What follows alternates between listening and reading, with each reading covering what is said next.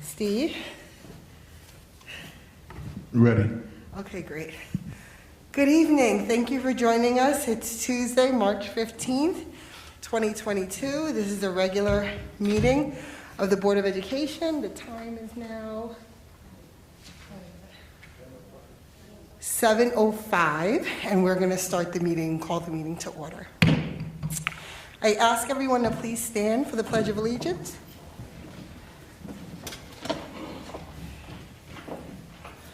I pledge allegiance to the flag of the United States of America and to the republic for which it stands, one nation, under God, indivisible, with liberty and justice for all.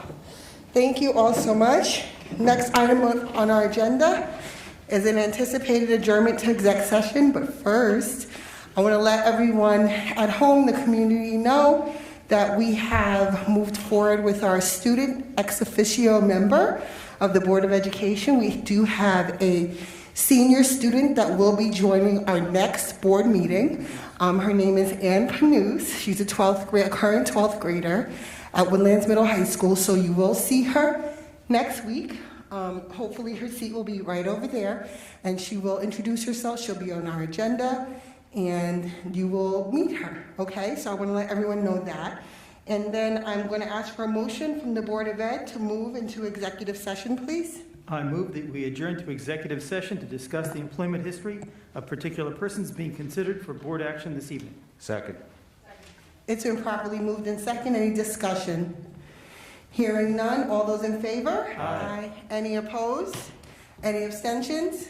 Motion carries. We're going into exec session. We're anticipated to be 1 hour. We should be out at 8:00 p.m. Thank you.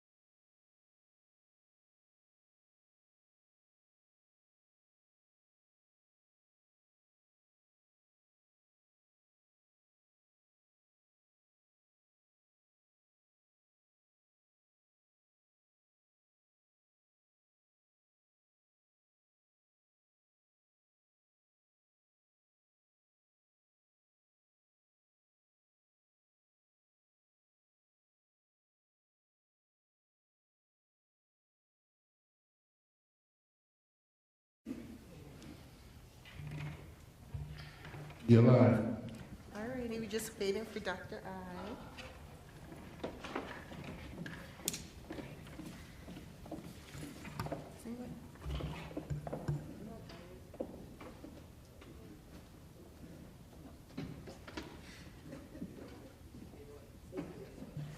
Good evening and welcome back. It is now 8:08 p.m. and we are returning from executive session. The first item on our agenda is number A4, presentation from Highview Elementary School, which is long overdue. Thank you guys for your patience with the board because we've changed this so many days. I understand the presentation is going to be on the television screen, so I'm going to ask the board and Dr. Iverson and our administrative team to come down into the front row down here and watch the presentation. Thank you.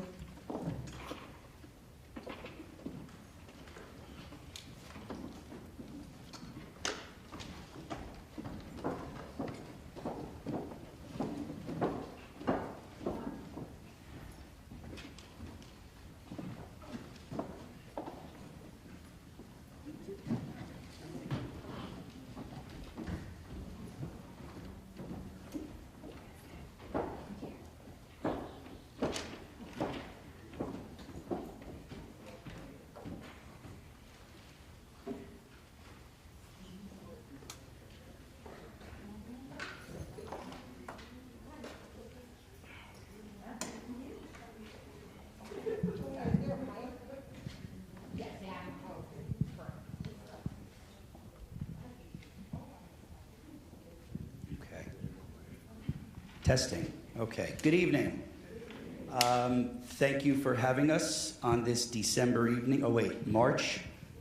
We were supposed to present in December. You're right, Ms. Mayers, and a few months later, and here we are. So we are very, very pleased. I have a stellar team to my right. We all have some interesting things to discuss this evening and talk about.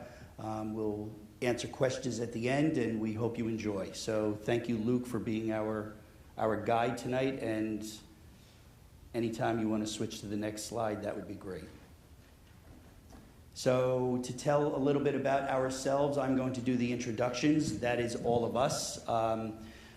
My name is Gary Mastrangelo. For those of us who we might not have met in the past, I have been the very proud principal of Highview School for the past 16 school years. This is my 38th year in education. 25 years as a principal.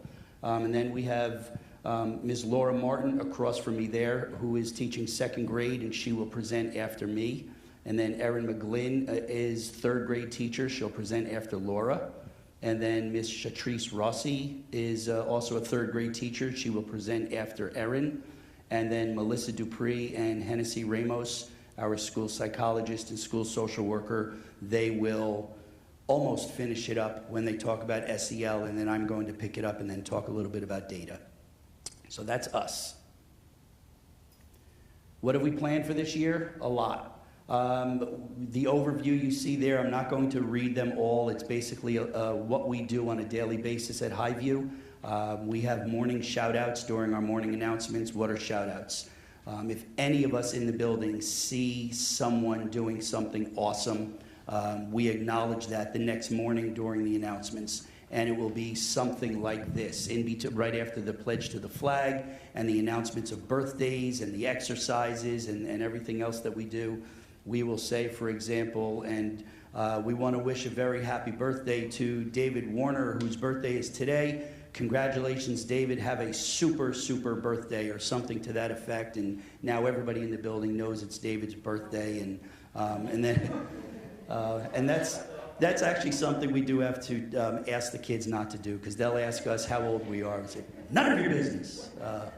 Yeah, so we celebrate birthdays, but we also talk about the shout outs as well. If somebody does something, a classmate walks down the hall and somebody drops all their books, and instead of walking over them saying, watch where you're going, somebody bends over and helps them pick it up. That's a really nice thing. So somebody will see that, they'll acknowledge it, we'll make a note of that, put it in the morning announcements, and then I give them a certificate with a shout out and The kids are really proud of those things. So those are a lot of things that we do during the course of the day. The Kindness Corner, you can see it toward the bottom, is a digital resource room. You'll see that later, and Get Ready to Learn. You'll learn a little bit about that later as well. A day in the life of a Highview student. As you know, we follow a 6-day cycle, so today really isn't Tuesday. It is day 2. Thank you.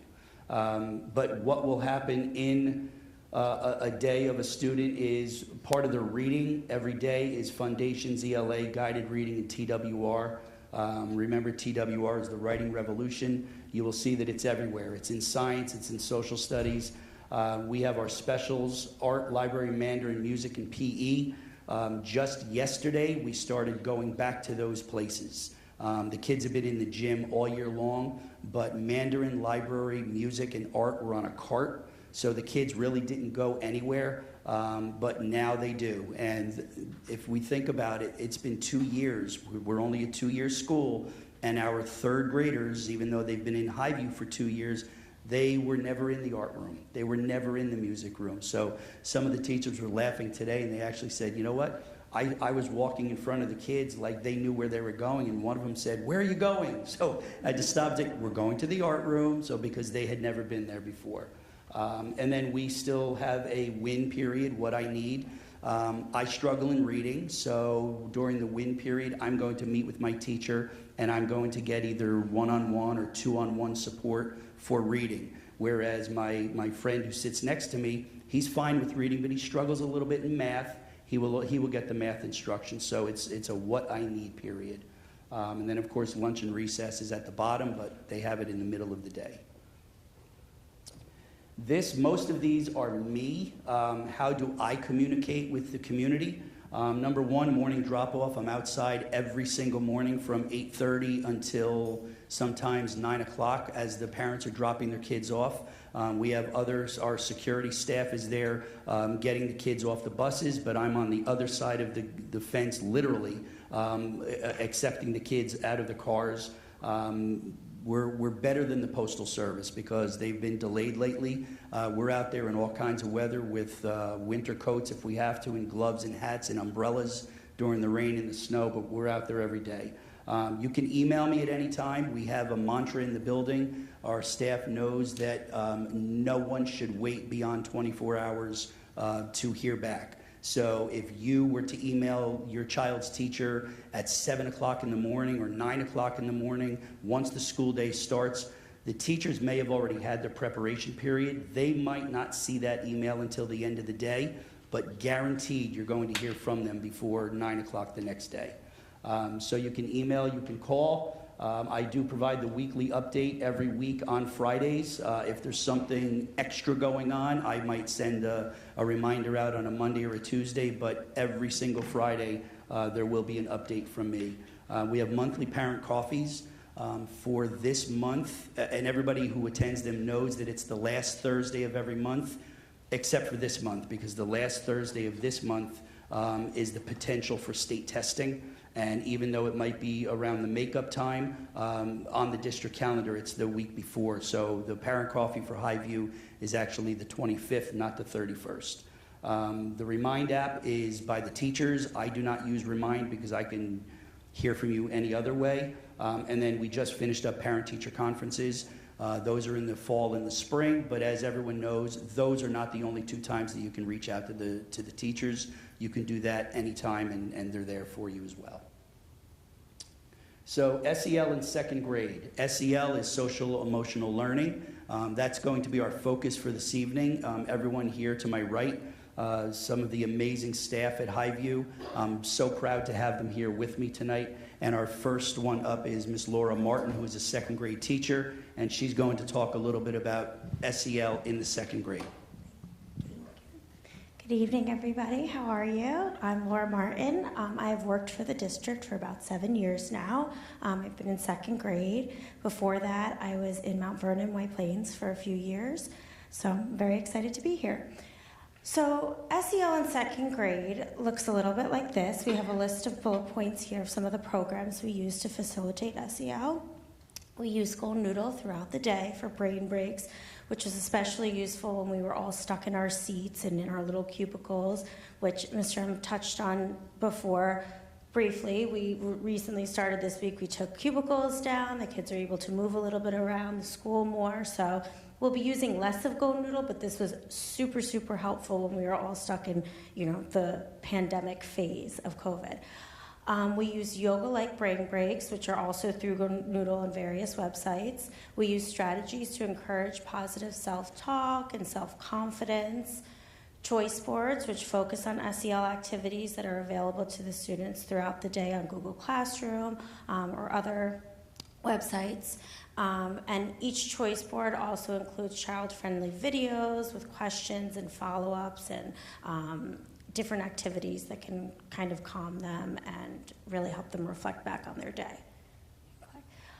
So the next few slides are just going to show some pictures of some of the SEL programs that we do.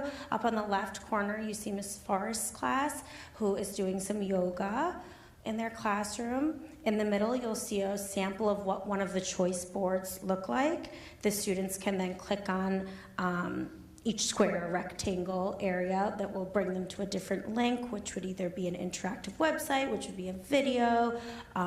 It might be, a meditative talk or brain break that they can watch and they can listen to. And then to the right, you'll see positive self-talk. So there'll be kind of sentence starters or conversation starters that can help facilitate a conversation. And then here you can see Ms. Santos' class. They're doing mindful coloring, similar to some of those adult coloring books you'll see with the little tiny pictures. We encourage the kids to really sit down and focus on the details and take their time, which we found was very calming for them, because they'll quickly go and want to color the whole thing one color, and we'll say, you really have to focus on the little parts. That's what's so calming about it. In the middle, you'll see Mrs. Delicava, Mrs. Bassiano's class, they're doing Golden Noodle brain breaks. So kind of moving around the room. There's lots of fun ones on there, dancing, all different popular dances that the kids are familiar with. And then on the right, which is a video, if you can click it, it should work. I know sometimes the technology is a little iffy. No? It's okay, don't worry about it.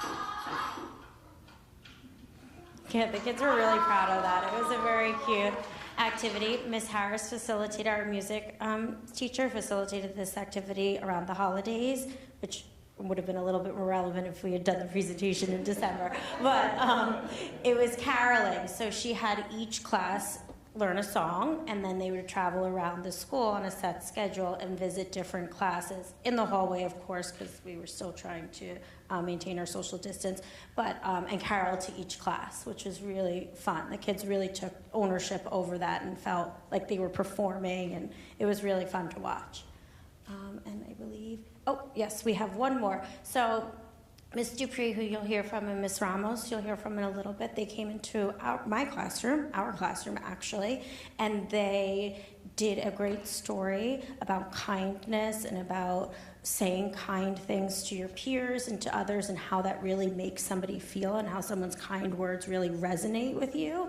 And then we did an activity after listening to the story where the kids got Post-it notes and wrote 2 kind things for peers around their room. So at the time, we had the dividers on our desks, so that's what you can kind of see. A lot of them would stuck them on their dividers as kind of a reminder that they could look back on whenever they were feeling down and think, oh, well, this peer had something really nice to say about me at this time, or this person, really enjoyed when I played with them on the playground, or I introduced them to a new game. So that was a really positive activity, and I think some of them still have their Post-it notes from that, which was really cute because it shows how much it really stuck with them. And then 3rd grade.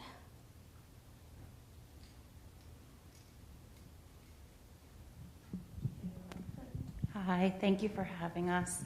I'm Erin McGlynn. I'm a 3rd grade teacher. I've been here at Greenberg and Highview for 3 years. I was tenured just recently. Thank you very much. Thank you. So I'm going to talk with you about SEL in 3rd grade. I included a couple of pictures from each class and a quick little video. In Mr. Chavillo's class, they do quite a bit of yoga. Even as Ms. Martin said, they do the same in 2nd grade. The kids really do enjoy it, getting some movement into their day. A singing bowl activity in Mrs. Blair's class. She located some videos that had the singing bowl, and children listening to that sound was very soothing and very calming. In the bottom right, positive affirmations in Mr. Lillo's class, writing to themselves and writing to others. In the top right corner, growth mindset passages in Mr. Ariano's class. The kids really do enjoy those, and they work on their reading comprehension skills also in those passages. Right in the middle is a video that's a brain break, Go Noodle in Miss Woodward's class.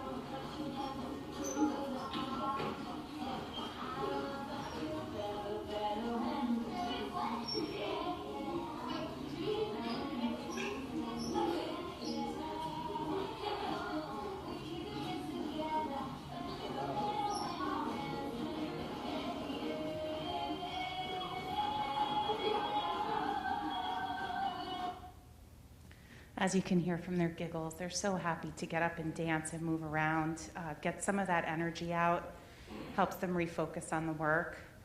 Thank you.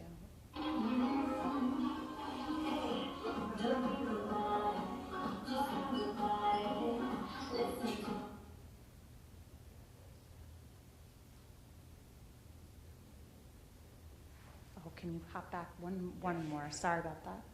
Okay, so then we also have nature sounds in Miss Blair's class.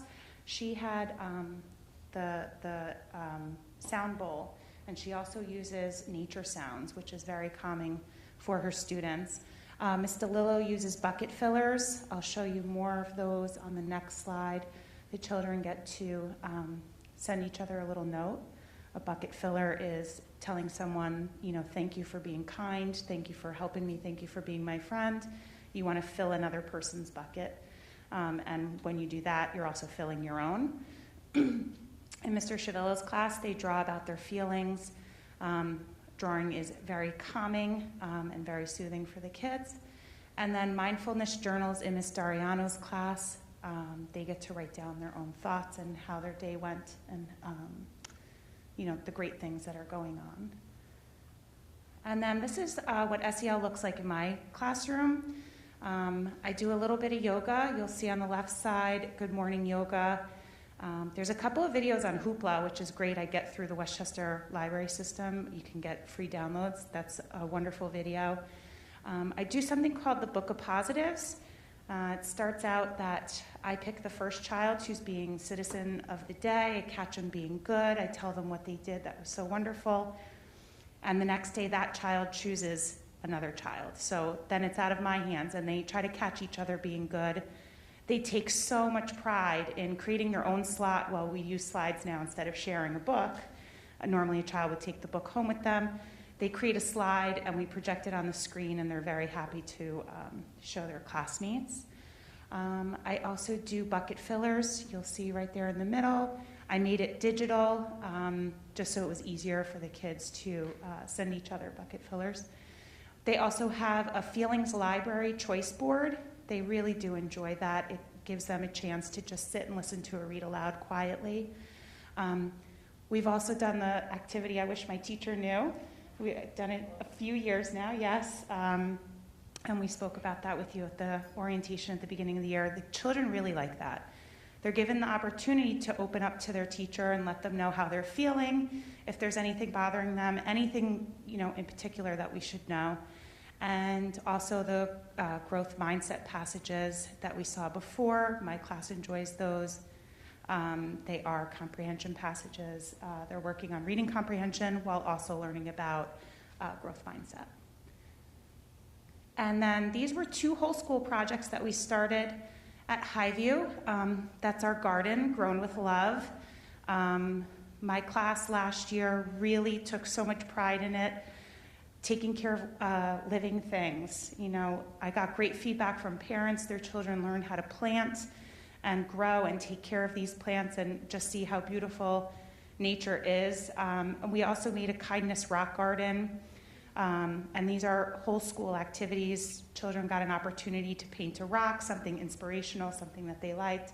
And we set up a little kindness rock garden by our Highview garden. And the kids really do enjoy that. Next up. Thank you.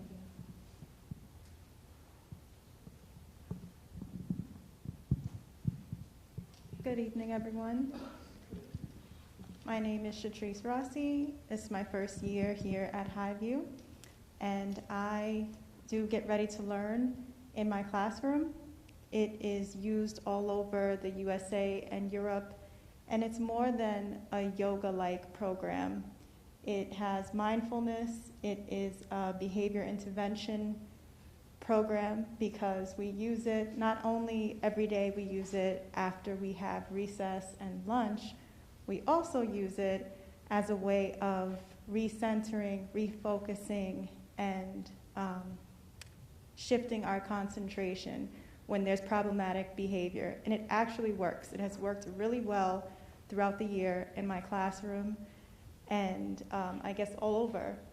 So it's a school-based yoga program that differs from any other program as it is done daily. Even during the pandemic, in December, my class was in quarantine. So I had to include Get Ready to Learn as part of our day. And I then had to upload the home edition because the students they didn't have enough. So I had to find the at-home Get Ready to Learn, and it's about a 20-minute video, and it was really nice to see them still getting into it and enjoying it. And it's really good. It's a break not just for the students, but it's a break for everyone in the classroom to just center, bring calm to their bodies and emotions. On the next slide, you're going to see some clips of us doing Get Ready to Learn. So it's get ready for the day and then get ready to excel.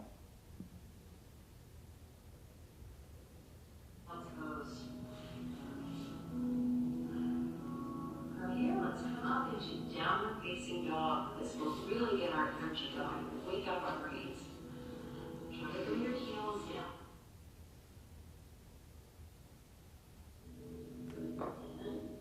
Out and up.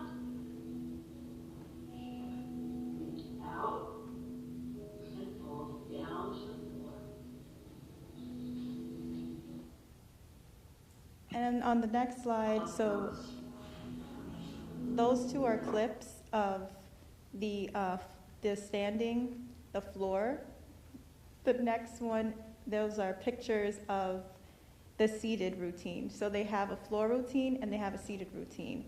It's scaffolded on the floor, so what you can do, what you can't do, anybody can do it. And as well as in the seat, my favorite thing about this is that one of the students in the picture, when we first started, he didn't want to participate, he didn't want to do it. I remember going through training and learning that this is what happens. Like, there are students who in the beginning don't want to participate, and by the time a month or two goes by, they're into it. So it really works, and it's a great program.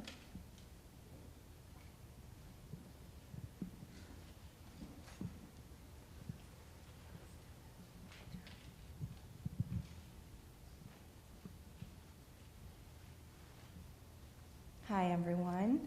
I'm Melissa Dupree. I'm the school psychologist at Highview. I've been a school psychologist for about 16 years, but 9 of them at Highview. So thank you for having us here tonight. We're excited to share some of our SEL information with everyone. I'm here with Ms. Ramos. Hi, everyone. We were lucky enough to get her last year, so now she's here. I'll go first, and then she'll share a little bit, okay?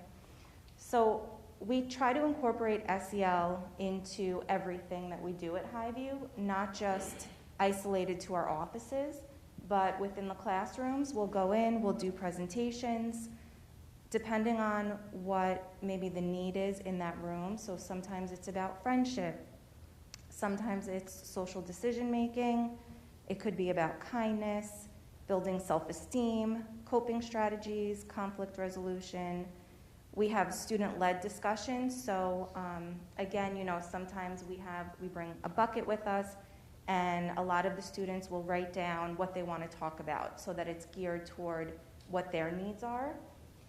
We'll do role play scenarios, because being in a situation as a child, it can be difficult to figure out what to do and how to proceed, so we like to role play that. We also do social decision-making circles as well. Some of the other things we do within our offices with smaller groups of students is that we try to always model and teach how to have a healthy relationship, a healthy friendship, how to be kind to each other.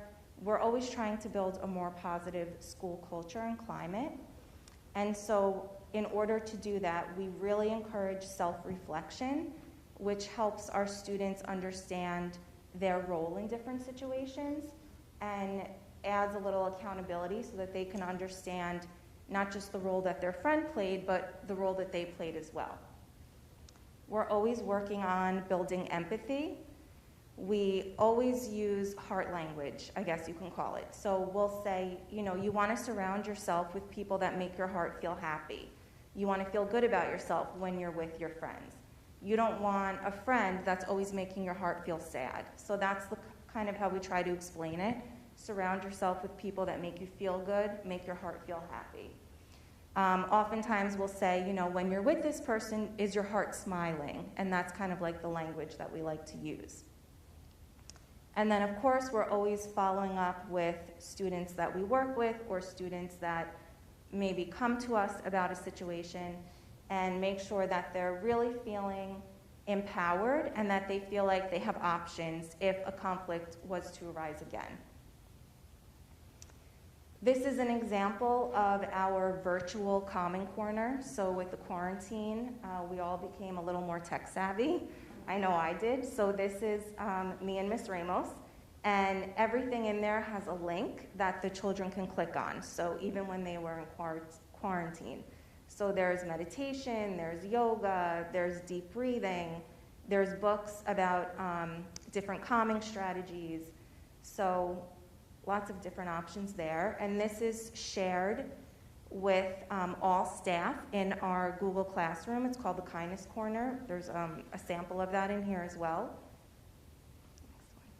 Okay, and then this is a parent resource room. Again, virtual. Thank you, quarantine. So everything in here also has links. We try to update it depending on what the need is from the parents that we work with. And so there's different books to read. There's some school forms in there that might even be helpful, different calming activities, articles that can be helpful I think there's one on homework. Homework can be difficult, sustaining attention, things like that. That's also shared on our homepage, Highview homepage. And this is just a little snapshot of our Kindness Corner. And so this is an SEL digital resource. There are SEL check-ins available to teachers, all different activities, not just that we do with our students, but that we encourage all teachers to do in the classroom with their students. I'm going to turn over to Ms. Ramos. Hi, everyone. Good evening. Once again, my name is Ms. Ramos. Some kids, they call me Ms. Rainbow because, yeah. And I am the new school social worker since last year. It's been a pleasure. So as many of you may know, positive affirmations are actually phrases or statements, positive phrases or statements that we can use to tell ourselves, and is usually done to challenge negative thinking and increase positive self-image. It can be very simple as, I am strong, I am smart. And the more we practice it, the more consistent we are, the more we start to believe it, and the more we will see a positive change in our lives. Although Mrs. Dupree and I, we practice positive affirmations with the students we work with, one of our great teachers came up with the idea to post some of these positive statements all over the school. And it's actually been amazing, an amazing project that came to life. So as you can see, here are some examples of the hallways. We have them in the gym, in the restrooms, in the cafeteria. So the kids are exposed to all these posters throughout the day, from the moment they walk in to the moment they leave.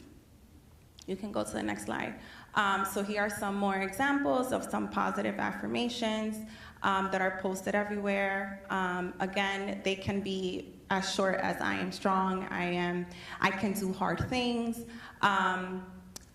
At first, a lot of the kids may feel a little awkward, especially when you don't believe these statements. But like I said, the more you practice them, the more you incorporate it in your daily routine, the more the kids are able to believe it and will be able to see some boost of self-confidence. You can press on the second video, the second one where I have my rollers and I'm holding a cane. Before you press that, one of the ways that we also incorporate SEL is during dismissal time. One of the things that I do is that I try to do my last check-in right before dismissal to make sure if there was anything that may have happened since we last checked in or since their teacher last checked in, which could have easily been 5 minutes prior. I want to make sure we catch anything and everything that may happen. So this is just one example.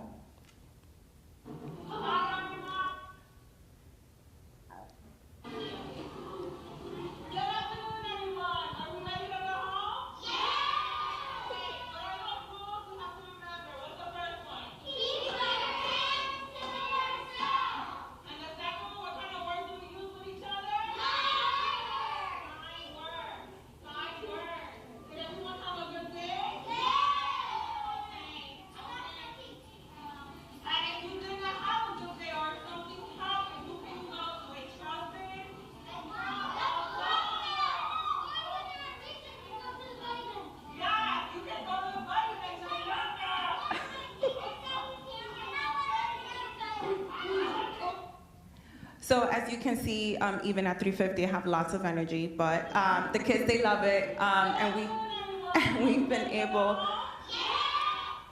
we've been able to develop this beautiful school culture since all the staff, we're all singing the same song, and we're constantly encouraging the students as often as we can to advocate for themselves and practice these positive affirmations and not only say them out loud, but to actually believe them. data. No, the first video is fine. I mean, it's the same, similar. Hi everyone, how's everyone feeling today? Can you give thumbs up if all the crowd is attending on your day? Okay, you have a thumbs down. All but 22, we have a student went back to the class with their Chromebook. Do you want to share in front of everyone, or you want to talk to me about it? Right. No? What? So, well, the video was cut short, but basically the student did not have the best day, and we were able to let all the students go inside the van, and I stayed with the child for a few minutes, and he gave me some details, and I was able to follow up the very next morning, and we were able to tackle the issue immediately. Mr. M?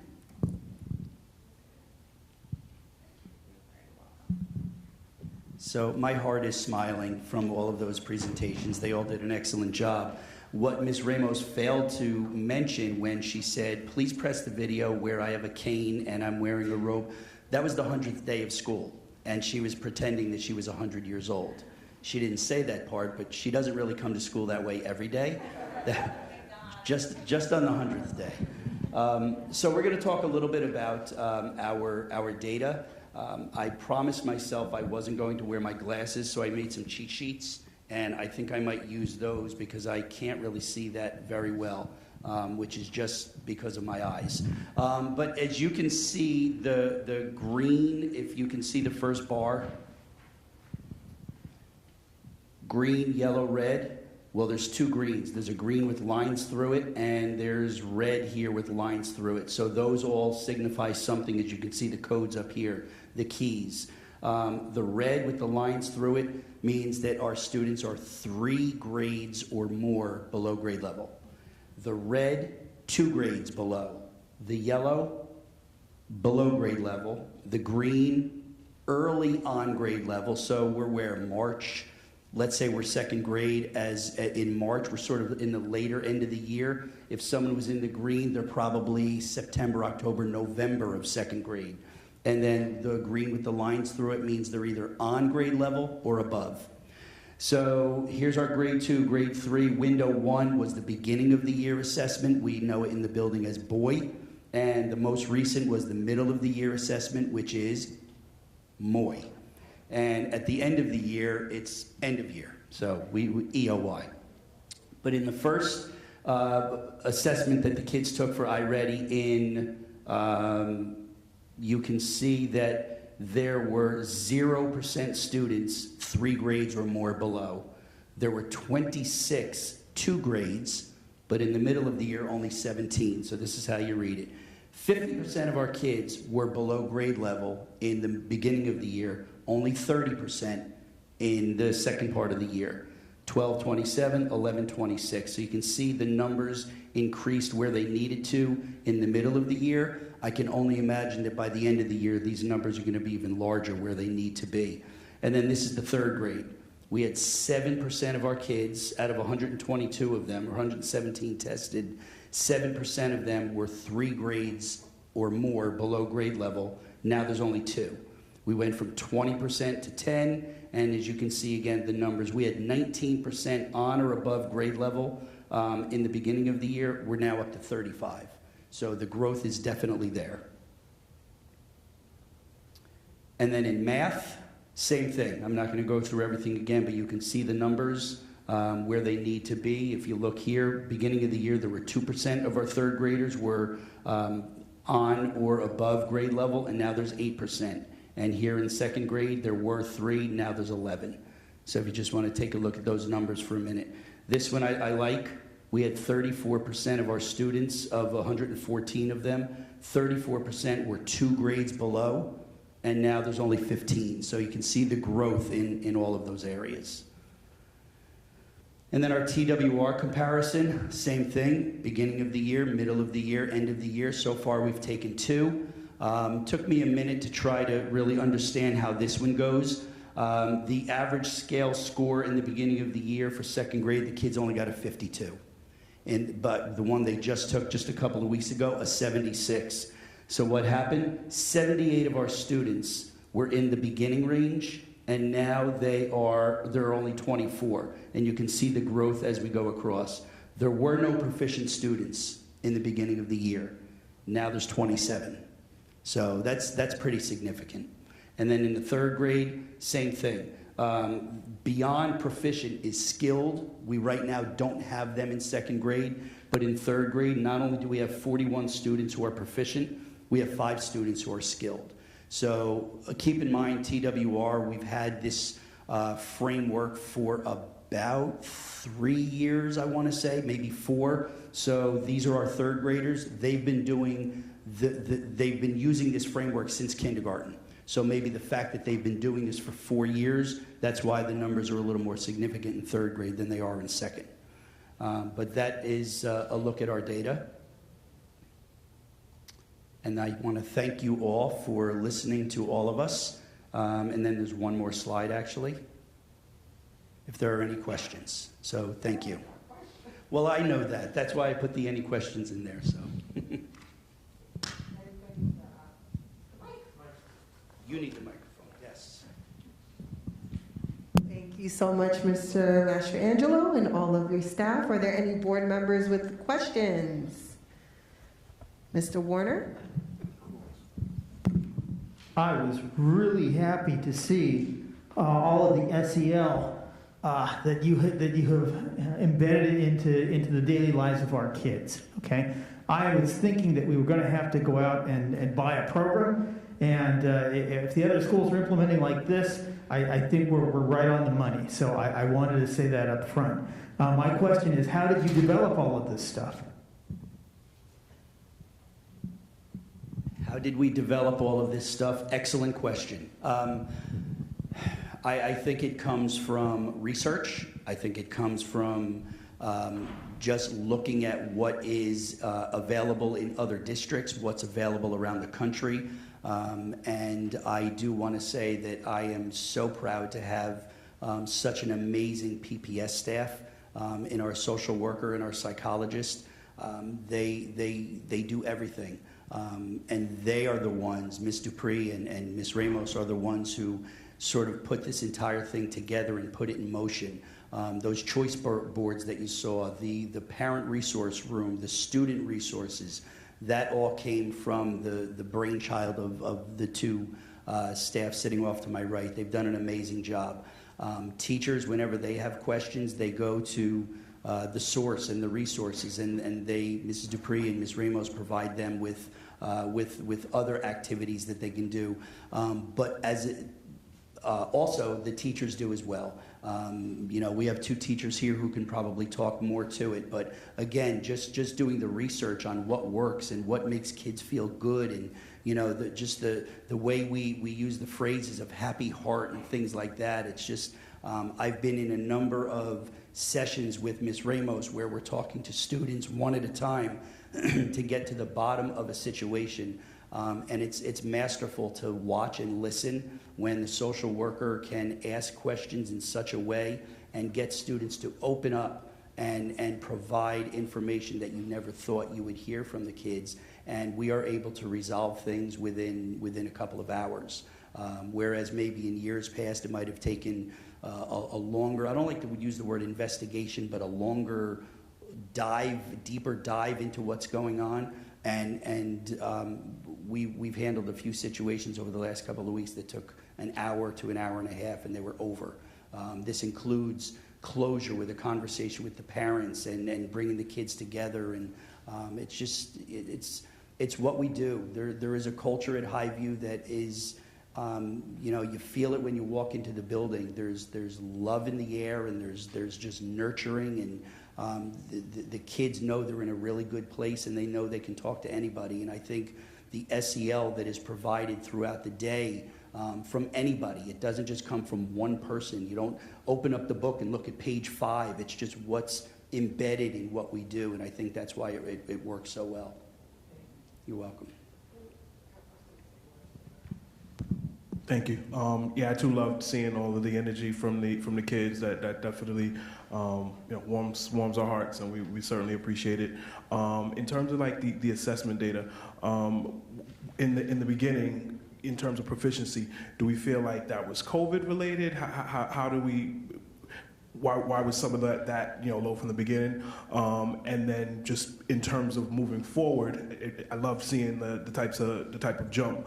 Are there any like additional supports so that I guess when they arrive to you, that these scores are closer to what I guess is expected by the state? Thank you.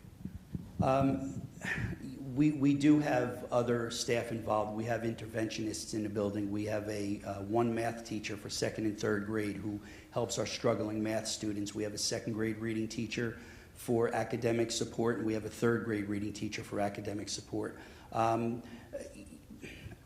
We could say it's all COVID related. I'm sure it has probably 99% of the reason why the kids didn't do as well as we thought they would. But we are seeing a lot of growth. But the kids have come to us from last year to this year, and they struggle. They struggle for a number of reasons, and it could be emotional. It could be social.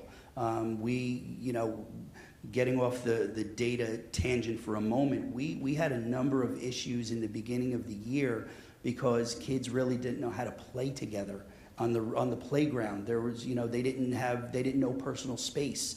They almost forgot how to play. And that was really sad. It was really, really sad to see 7 and 8-year-olds. I just said to Ms. Martin before, when there was one scene, one of the videos where all you hear are the kids laughing. And I said, is there any better sound than that? We didn't have that for a long, long time. And it was crushing for them and for us. I mean, I've said it in a couple of parent coffees. It almost made me cry one day last year where a student came out of the classroom and she was just going to the restroom. And I was walking up the hall and I saw her and I waved and she went, oh, my mask. And she turned around and went back to class and I was like, is this what we're doing now? I mean, so we've come a long way. It's been 2 years tomorrow that the district closed down. And I remember saying to the staff, you've got all your things? Okay, we'll see you in 2 weeks. And 2 weeks turned into 4 months. And we are just getting back. So as we're all kind of getting back to that normal life, the kids are it's going to take a while for them to get back. I am not going to stand here tonight and say to my bosses that by the end of this year, the growth that you're going to see is through the roof. They're all going to be on grade level. I'm not going to do that. I won't do it to myself. I won't do it to my staff, and I won't do it to the kids. It's going to take some time. They might not leave 3rd grade on or above grade level as many kids as we want them to be, but probably by 4th, 5th, 6th grade, they're going to be there, and we can say this was a long haul, but they've made it. And it's going to take some time, but we're doing everything we can humanly possible to get them to where they need to be. They have made great growth. Can they make more? Yes. Are there sticking points in the way? There are, and we're hoping that they will be reduced and hopefully eliminated eventually, but we're doing the best we can. So. Thank you. So in reference to SEL, you stated, a lot of your resources come from the teachers. But as board members and as a district, what can we do? Because there are many great programs out there that are just not, so costly that we can't have for the district. So just talking with the teachers, social worker, and our psychologist, what else can the board do to really promote SEL within the school district, but at Highview? And the teacher, I'm sorry, I don't remember your name, Ready to Learn, is that school-wide or is that just in your classroom? Right now, it's in the special education classes, and it's made for the self-contained classes, and we have, Ms. Rossi is trained. We do have, that's not the only special education class we have in the building, and we're looking to get all of the teachers trained. You saw the kids on mats. Those were purchased by our PPS department, so the kids can use their own yoga so it's possible that we could add 3 classes involved in that next year. Right, because that program looked like it should be district-wide. So, you know, that's something that it would be great if the board knows if that's an initiative you want to bring forth, and Dr. Iverson have that conversation, because that program, just from observing, looked awesome. And in reference to iReady with the data, are you in your school using the iReady toolbox and the online personalized instruction? Okay, great, thank you.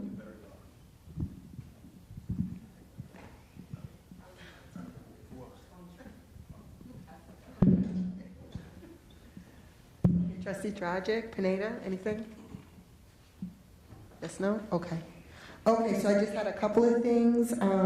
I also wrote down the Get Ready to Learn. I think that's amazing. Welcome, Ms. Rossi. I'm happy to see you here and at Highview, and hopefully you will continue to do great things. Mr. Mastrangelo, you discussed the social worker and psychologist working together as a team. I think that's excellent. I think it's important as well when there's a lot of clinical expertise that a social worker or a psychologist can bring into the program, into a building. I think that's really helpful. So I'm glad that that team is working really well here in the school. I did want to talk about the What I Need Win program, because I only know it from Bailey, actually, from like 2016 or 17. So it was a little bit different. I know you mentioned the students may need math, this student may need math, this student may need help with something else, but do the students also get enrichment through What I Need? Because they can, okay. Okay, so that's important as well. I wanted to inquire about that. I think that is it. Thank you. It's a wonderful explanation and presentation tonight. Thank you.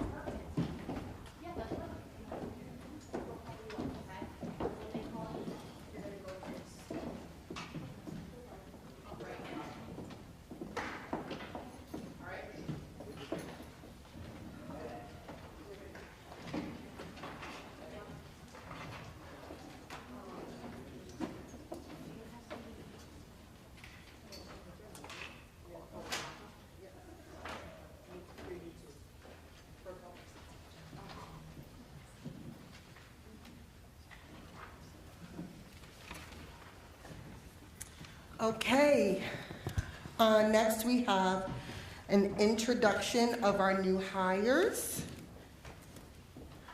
And we have 3 staff, teaching staff, that we have hired over the last month, and I believe they are here this evening. I'm going to ask you to please come up and meet the board members and say hello, and let us know where you work, where you're teaching. The first, and if I don't pronounce your name properly, please properly pronounce it for me when you come up. I don't know who has the mic. If they could give the teacher the mic, that'd be great. The first I have Kalpana Thenmalali. If I messed that up, please. Okay, thank you. Hi, I'm Kalpana Thenmalai. Oh, can we say it slow? Kalpana Thenmalai. Thenmalai. Wonderful. Thank you. Nice meeting you. What building are you going to be working in? Highview, I'm the first grade life skills teacher, special class. Highview life skills teacher? Wonderful. Okay. Very important position. Oh, I'm sorry. Okay, we'll start over. Thank you. Welcome. Not a problem. Welcome. Can you tell everyone at home, because I don't know if they heard you on the mic. Oh, okay. My name is Kalpana Tenmalai. I am the first grade life skills teacher at Highview School. I just started in November. Wonderful. Welcome. Thank you. Do you have any board members have anything they want to say other than welcome? Thank you for joining. No? Okay, well, nice to meet you. I don't know if the camera, they can see you at home.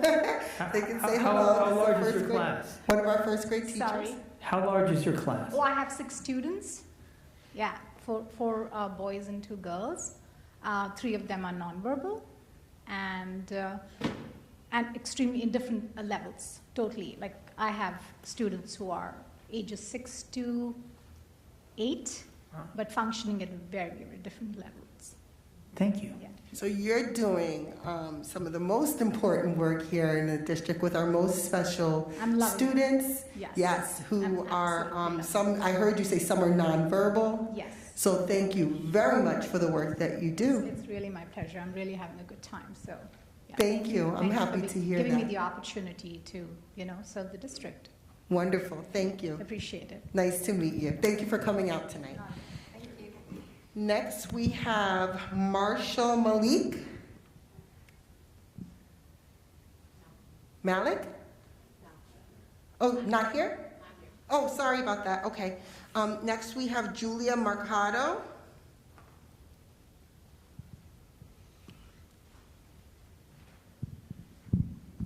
Hello. Welcome. Hi, everybody. Hi. My name is Julia Mercado. I'm the new special education teacher at Woodlands Middle High School. And do you work with special education students on a range or life skills and self-contained? So I'm just ICO, which is inclusive, and I'm in mostly ELA and social studies, and 7th through 10th grade. And I'm very excited to be here. It's been very exciting so far, and I'm looking forward to the rest of the year. Wonderful. Thank you so much for the work that you do. I don't know if anyone has any question or comments.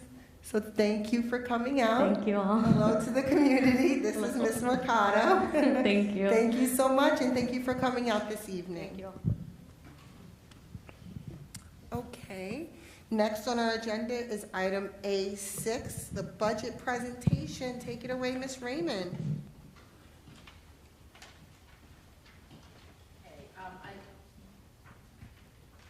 I left a new packet by everybody's table for tonight. So, good evening. This is draft 2 of the proposed 2022-23 budget. After the last Board of Education meeting, Central Administration regrouped to review the budget and wanted to be cognizant of the local and national economy's impact on our taxpayers. Next page, please. So we're going to begin with a recap of the tax cap calculation. In order to calculate the tax levy limit, which is the dollar amount we cannot exceed if we want to stay within the simple majority of 50% plus 1 positive vote. So you begin with this year's tax levy and multiply it by the tax-based growth factor. And to that, you add payments in lieu of taxes, also known as pilots, that you received in the prior school year. And you subtract out the prior year capital exclusions. To that total, you can apply a levy growth factor, which is the lesser of 2%, or CPI, which is the Consumer Price Index. Then you subtract out pilots that you expect to receive in the next school year. And you can add any available carryover, if there is any, that is provided by the Office of the State Comptroller from the previous year's budget. And then to that, you add the capital exclusions that you know you will have in the coming year, and that will give you the tax levy limit. So for this 22-23 budget, the tax levy limit would be $65,599,068. Again, this is the maximum levy the district could levy to stay within a simple majority. Anything over this would require a 60% approval by the taxpayers. Next slide, please. We are proposing the following changes. We have removed the school resource officer from the draft 1 budget. We met with Lieutenant Hall of the Town of Greenburgh Police Department to discuss the program and learn that the town is still in the developing stages of this program and feel this wouldn't be a good fit for the district at this time. The district will be investing in restorative practices, which would be a system-wide approach to building and strengthening relationships between staff and students. We've also removed some professional development from the Draft 1 budget and will be using the approved funds from the American Rescue Plan grant that was recently approved. In addition, we are maintaining professional development funding for SEL to complement the work that will be done with the restorative practices. Upon reviewing the grants that the district receives, such as the title grants and Section 611 grants, we were able to reconfigure how the money in these grants are spent and have moved a percentage of a psychologist and 2 teacher salaries to these grants. With the current changes in technology staff and utilizing BOCES personnel, we plan on restructuring the department by reviewing the titles that are best suited for Greenberg and using BOCES services to enhance the department. Reducing salaries would then reduce employee benefits, specifically Social Security, contributions to the retirement systems, and health insurance costs. The second box on the right, you will see that these reductions would be put against the proposed tax levy. These changes result in a decrease of $479,884, which results in a proposed budget of $74,547,968, or a 2.12% budget-to-budget increase, and a proposed tax levy of $63,369,015, which is a 0.76% decrease from Draft 1 for a 1.47% increase in the tax levy. Next slide, please. This slide shows you the comparison of the approved 2021-22 budget, the proposed Draft 1 budget, and the newly proposed Draft 2 budget. You will see shaded in the green section the changes between Draft 1 and the new Draft 2 proposed budget. The majority of the changes fall under instruction and employee benefits. You will also see, as suggested at the last board meeting, that the excess fund balance from the 2020-21 school year be put in the capital fund. This is represented under Draft 2. This transfer is separate from the proposed budget because these funds, the $1,426,274, are excess funds from a previous budget and will not be included in the tax levy. Next slide, please. So the capital interfund transfer slide shows the proposed $1.3 million that is included in the 2022-23 budget to be used for gymnasium floor replacements and fire hydrant improvements at the Woodlands Middle High School. The second box shows the excess fund balance from the 2020-21 school year that will be transferred to the capital fund to replace the mansion roof. Next slide, please.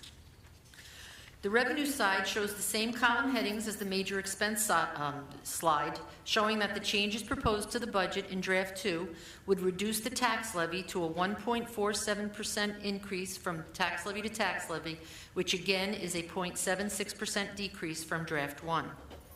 Next slide, please. Here is a recap of what has been presented so far. Again, we are within the tax cap. The proposed budget Draft 1 was a 2.78% increase from budget to budget. In Draft 2, we decreased the budget to be a 2.12% increase budget to budget. As previously stated, the tax levy limit, which requires a simple majority of 50% plus one positive vote, is $65,599,068, which is a 5.04% increase from tax levy to tax levy. We proposed during Draft 1 a tax levy of $63,848,899, which was a 2.23% increase. With Draft 2 that was presented tonight, we lowered the levy to $63,369,015, which is a 1.47% increase from tax levy to tax levy. This is significantly lower than the tax levy limit. Next slide, please. And as a reminder, the annual budget vote is May 17th at the Woodlands Middle High School Gymnasium between the hours of 7 a.m. and 9 p.m. Next slide, please. Thank you. Are there any questions? Thank you, Ms. Raymond. Are there any questions from board trustees? Thank you, Ms. Raymond. Are there any questions from board trustees? I see Trustee Warner with your hand up. Not a question so much as, could we get a line-by-line budget and have that put up at our next committee meeting that reflects budget draft 2. You want a line by line for the finance committee? For the finance committee? Yes, definitely, definitely. Great, thanks. I'm good. sorry, can you provide that for the full board? I think more than a finance committee would. I did provide that to the full board already. Actually, I think maybe you did provide to the full board a version, but it has the names of individual people's salaries. Correct. We may So the want one to that back I'm off a little bit on the level of detail there. Right, the one that I will give you for the finance committee will take out the detail. Right, and then we can post it for Correct. the district, and the entire Yes. public can look at it. Correct. Good, thank you. Trustee Valen? Well, first, I'd like to thank you for all the work you've done. I know you've had your head buried in this and answering millions of my questions, so I apologize in advance for any future questions. This one should be pretty simple. With events going on in the world, I noticed that we have a budgeted increase, I believe, for fuel costs, but I'm wondering, do we need to possibly bump that up a bit to account for fluctuations in the global markets right now? Yes, so I've been speaking with Frank Gunn, and we did bump it up, but we have been watching what is going on, and we're trying to determine where we think that the CPI will be in May, so that is the CPI that is used for the contracts. So there might need to be an adjustment somewhere within those lines, yes.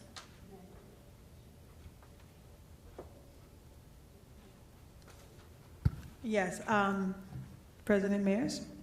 Yep, Trustee Washington. Okay. So in reference to the capital interfund transfers, I'm looking at 2022-23 high school gymnasium floor, Bailey gymnasium floor, fire hydrants at high school campus. So my question in reference to capital interfund transfers, are we able to transfer any more money because there's so many more repairs that need to be done, like the high school, the windows? I know many schools need their roofs actually replaced. So are we looking, when we're looking at this budget, are we looking to repair our buildings? And not that the gymnasium floor is not important, there's so many other things that can be done. So is there any more money for more repairs of our school buildings? And the potholes that are all over the campus? You can make the capital interfund transfer anything that you would like, but that would increase the budget, which would then increase the tax levy, and or we would have to cut something else out of the budget to make that work. As far as some of the things that you have mentioned, I think that those would fall under a capital project. Some of those things are included in phase 1. Things that could be also included in the American Rescue Plan, there's some money in that. And then there are some monies that we will be using that if it's for a repair, we could use the repair reserve money. So we could do some of those things out of that. So for example, I'm thinking that if we were to repair some of our driveways and parking lots, we might be able to use repair reserve money for that, so we could get those things done. And that's not going to the 2022-23, or that will still be 2022-23? If we use the repair reserve, that could be 22-23, correct. But that wouldn't be part of the budget because the money is already there. We would just have to have a public hearing, and you as a board would move the money out for that specific purpose. And then my last question, in reference to the high school windows, what would that be under? Okay, so I believe that the high school windows would most likely be part of a phase 2 and or the energy performance contract. It could be part of both. I'm not sure exactly where they would fall, but I know that that would be part of the ventilation. So that could be part of one of those. Okay, thank you for the information. Okay, any more questions? Trustee Warren? I should mention that phase 1 includes all of the areas where we have fans in the windows now are going to become permanent ventilation fixes. So for example, the $3 million item at R.J. Bailey, where you go into each classroom and you end up with preheated air for each classroom instead of a fan that, you know, doesn't work so well when the temperature gets really low, right? The same thing happens with the controls at Lee F. Jackson.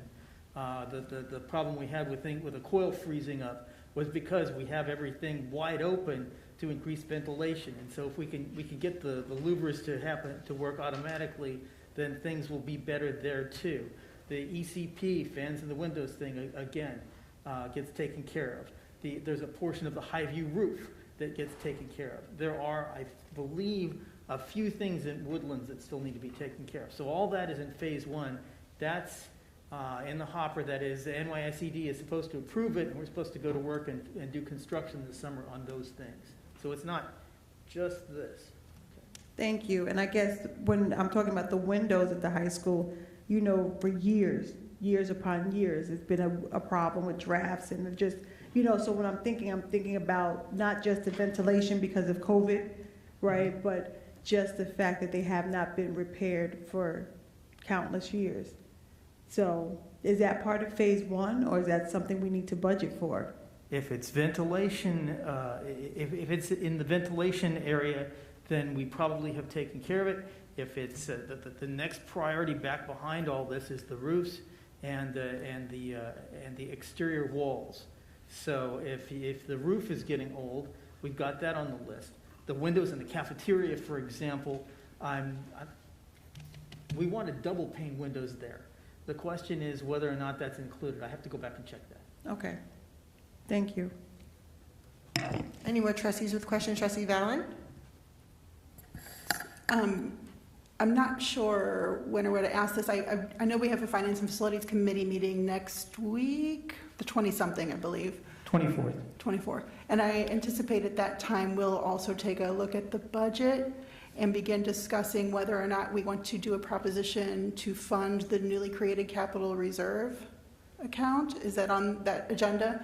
So we'd have a proposal by our April 5th board meeting for the board as to whether or not we wanted to create a proposition to fund the capital no.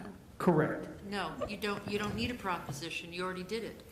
To fund the account? Yes. When we put up to establish the capital reserve, it was to establish the capital reserve to contribute no more than $15 million over 10 years.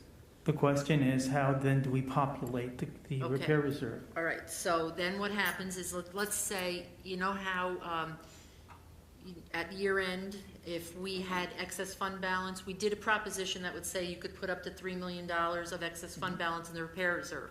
Because we've already done the previous proposition, and we know that over 10 years we can accumulate this much money.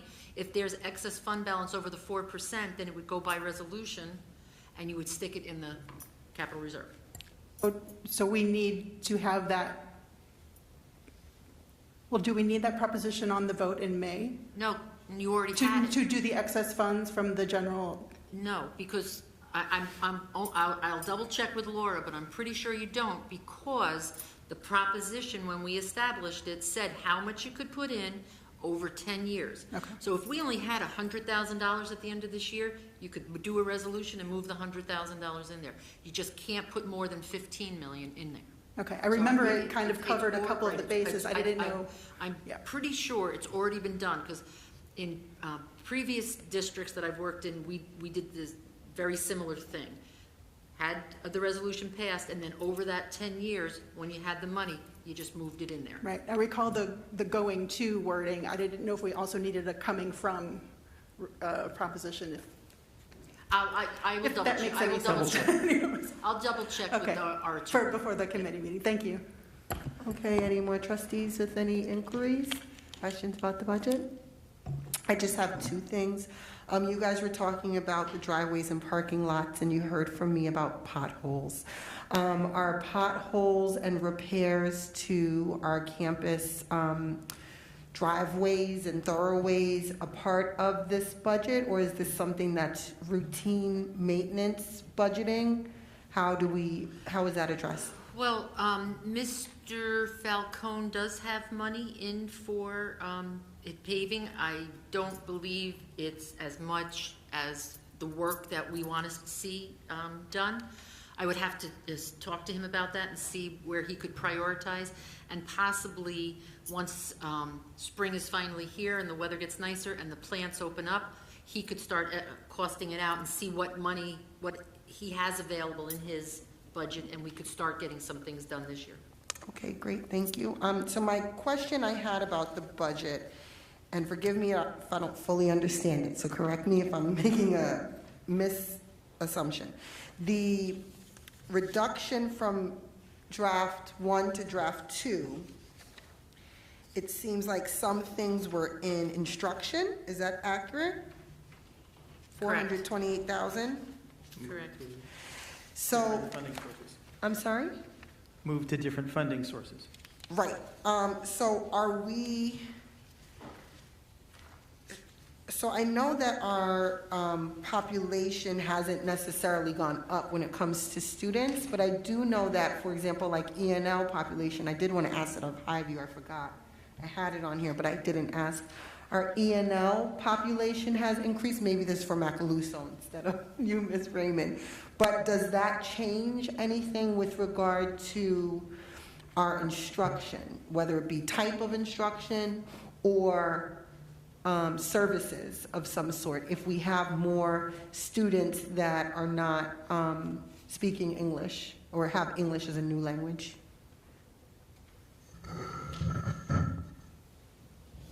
We have included in the budget any staffing that we would need to provide services for students who are language learners. So do we have to have any programs at all for English language I'm sorry, I know they changed the acronym. Used to be English as a second language, English as a new language, English language learners. So I'm not sure what the new phrase is. I know every couple of years they're new phrase. But do we have to do any programming around that? Or is it just, not to say just, but is it just a staff member in a classroom? Or is there actual programming or instruction that we have to fund for English language learners? So similar to how we have an ICO model for special education where students are included in a homeroom and the supports go into the homeroom, that's the very similar model that we use for English language learners. And it's also dependent on the levels of the students. So some students will receive a standalone support in addition to co-teaching support. And so any of that, we've projected what we believe we would have for next year, and we've included that in the budget. Keeping in mind, though, that that does change because once students complete the NYSA slide exam at the end of the year, their levels could change, which could either, in most cases, not increase services, it would decrease the type of services. So when students become more and more proficient in English, the services become more and more co-teaching versus standalone. Okay, thank you very much. That is all for now. I just want to thank you for the work that you've done. And oh, you have a question? Sorry, Trustee Dragic. I just actually had a request, piggybacking on David's request for the line-by-line budget. If you could highlight in that budget the new positions that you have added, that would be helpful. Thank you. Thank you. Any other trustees, comments, questions? Okay, we look forward to draft 3, Ms. Raymond. So, Trustee Mayers, if I could ask, is there, our next board meeting is April 5th, and then the final budget has to be approved at the April 19th meeting so that Joya can get all her legal notices, et cetera, and we have to get it to the printer. So is there any direction that you want to give us? Are you happy with this budget? Is this the, I guess that's what we need to know. Where do you want us to go from here? Any trustees have feedback about the budget? Do you want to hear? I'm just wondering in reference to new positions.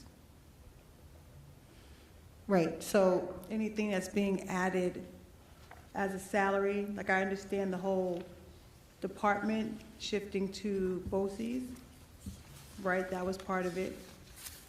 But are there any new positions I sent Dr. Iverson a kind of snapshot of something that might be helpful to the board, which was like a list of new positions that are in the budget, new things in the budget, things that came out of the budget, just a very clean line. I know Trustee Drogic is asking for like a highlight of it, but even on a separate piece of paper, there could just be a list of positions that are in, maybe positions that are out, things that are changed, just changes so that we can see that.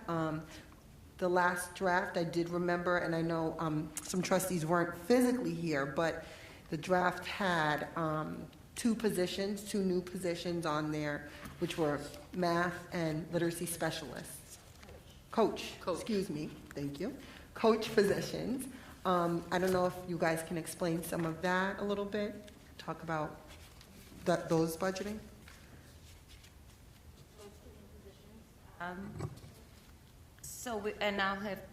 I'll start and have Dr. Macaluso piggyback. So yes, as we are looking at the vision for instruction, we're trying to build some consistency and alignment in literacy and math. Literacy being an area where we're pretty strong, and a lot of supports have been there. But we are trying to kind of elevate what we've done and what we need to do in math. So we need, from a district lens, people to kind of help lead that work. So the two positions were to have a coach who would be district level, part of the GTF, but will help support coaching teachers around this new learning in math, and then sustain what we're doing in literacy with that same equivalent sort of support to instruction. Thank you, Dr. Iverson. Would those positions be administrative? Would they be?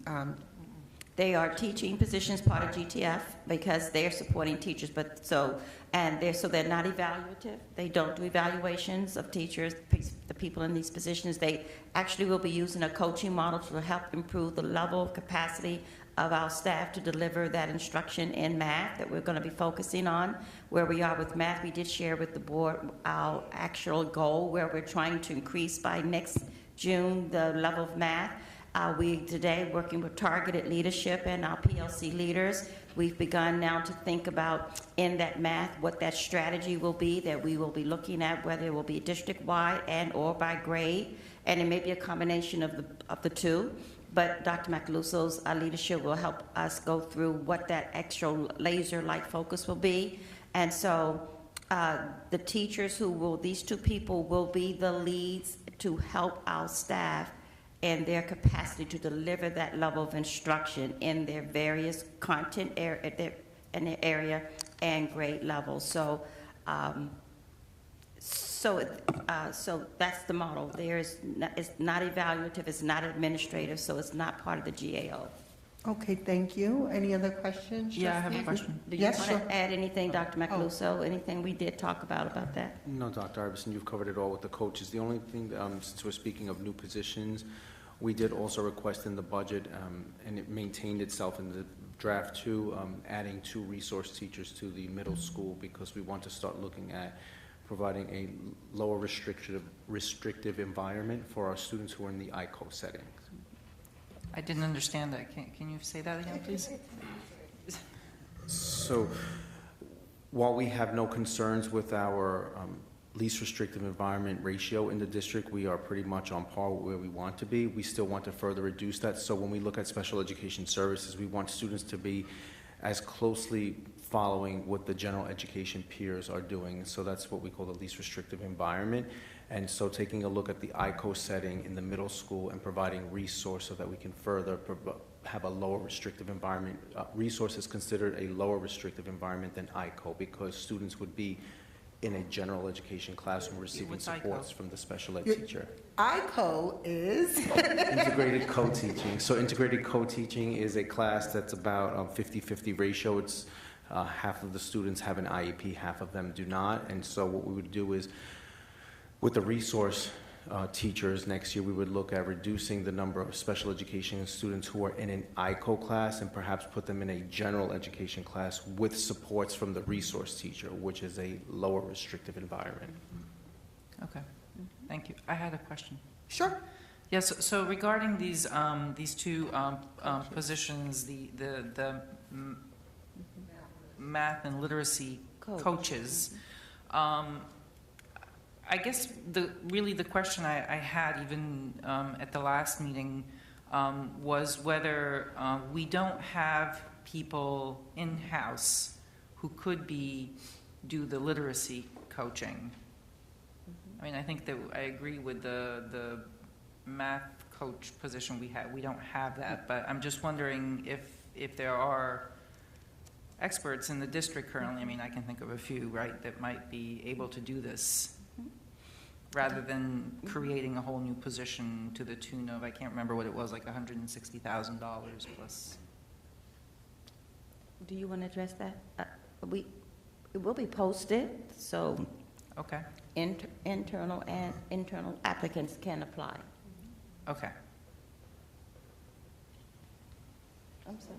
Got it. Okay, Trustee Washington? So a couple of questions. So if someone internally becomes a math coach, right, that means that math position is now open in the school.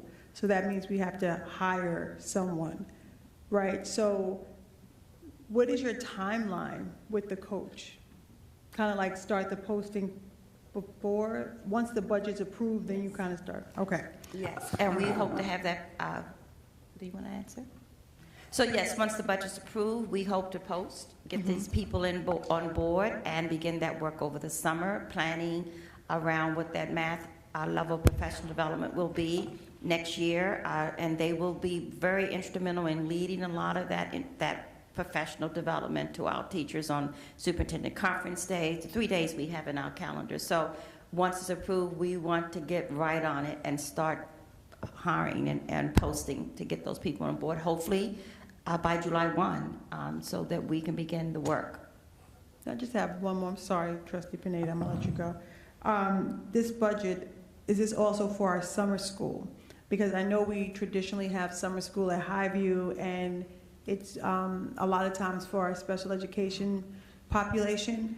But I'm wondering, Dr. Macaluso, do you and Dr. Iverson want to broaden our summer school, make it more accessible to more students because of the whole unfinished learning, really accelerating the learning?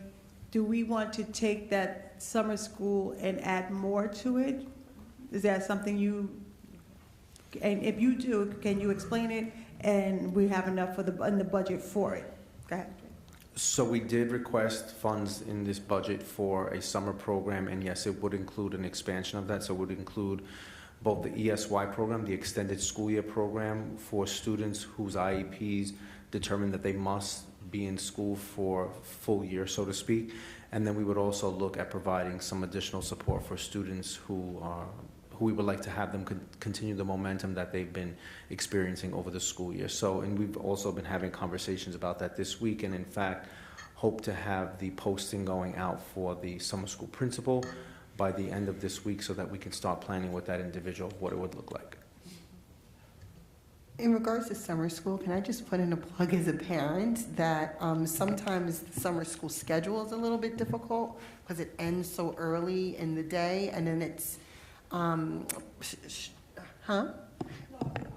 Yes, and it can be difficult weeks as well. So then, we do have 2 summer camp programs in town. So I just want to put in a plug, if possible, maybe kind of coordinate with however, they do that so that, parents can send their, it's not a barrier for parents to send their kids if you guys are recommending that their kids may need some additional support, that they can still send their kids in maybe whatever other program so that the parents can continue to work. That's all. Mm-hmm. Any other questions regarding the budget? Trustee Pineda? Just following up on the 2 new coaching positions. Dr. Iverson, you mentioned they would not be evaluating the teachers, but I am curious, what kind of feedback loop would we put into place to gauge the success of the coaching abilities and whether the teachers are actually able to apply the changes, and how would we gauge that? So they won't do a formal evaluation. No, they won't apply the rubric and that, because that's strictly for administrators. But certainly they will be engaged in giving teachers feedback around their practice. There will be times these coaches will meet with the administration in terms of planning what that building level support should be. It will help me and the central office to determine where we need to plan for more capacity building for the whole district. So we will gather evidence of how things are working, but it will be done in an environment where there's safe practice, where it will not be anything that will be looked at in terms of their evaluation. The evaluation process will happen when we do a formal, but when they're learning this new concept and when they're learning our strategy around math, the coaches will be there supporting that learning, giving feedback, watching, working with them without a lens of an administrator, using data that will inform their formal evaluation. Because what we've learned is when you want to build the capacity of anyone, especially adults and who are good at what they do, we have very good teachers here, they need to be able to practice this learning in an environment with someone that they feel safe with. So the coaches are those people who they trust, people they will be someone who's been a stellar teacher, and now and with that expertise is able to help coach their colleagues around what works well and in an environment where they feel safe. And what I will tell you from experience, teachers learn best from teachers, and teachers, they are more receptive to that. So the coach piece is just that, coaching them around practices that are successful, giving them time to do it in a very safe environment so that we get the results we want. Thank you, Dr. Iverson. Any more questions, trustees? I'm sorry. Will the coach be for the whole entire district? Yes, they are district coach positions. So that means they have to go to different schools? Absolutely, yes. Yeah, and then Dr. Macaluso, real quick about summer school. If you have a principal and you're extending it, do you feel like you might need like an assistant principal or something like that? Or multiple people, like multiple administrators? If you want to expand it, I don't know if you want to expand it to high school, elementary. Summer school. I was just thinking about summer school. I think that's something that we wouldn't have to look at once we look at projections of enrollment and how many students we would want to offer it to, and we can determine at that time. But right now, it's currently slotted to have a principal. Okay. Thank you. Okay, trustees, the only question I have is about added positions, and I'm wondering, do we have any additional SEL staff which fall under PPS, which would be like social workers to come in maybe to the middle high school, maybe between Bailey and the middle high school? Do we have any additional social workers? We saw a presentation tonight from Highview where you saw how the clinical social worker, licensed clinical social worker, and a psychologist can work together very well to create a climate of kindness. And I love the positive affirmations all around the school, and I'm just wondering about any other type of support services that we may need, such as a social worker. We did not currently request additional social workers, PPS staff members for each of the schools, but what we did include was continued funding for SEL initiatives, which will be us taking a look at that curriculum that we are developing and implementing in the schools, but then also overlaying that with the restorative practices as well as a way to have students and teachers learn coping skills, learn communication skills. So right now, the budget that we presented to you has it all through the venue of developing our people who we currently have. Okay, thank you. Any other questions? Hearing none, we're going to move on to our committee reports. Are there any committees that have a report tonight? Trustee Pineda?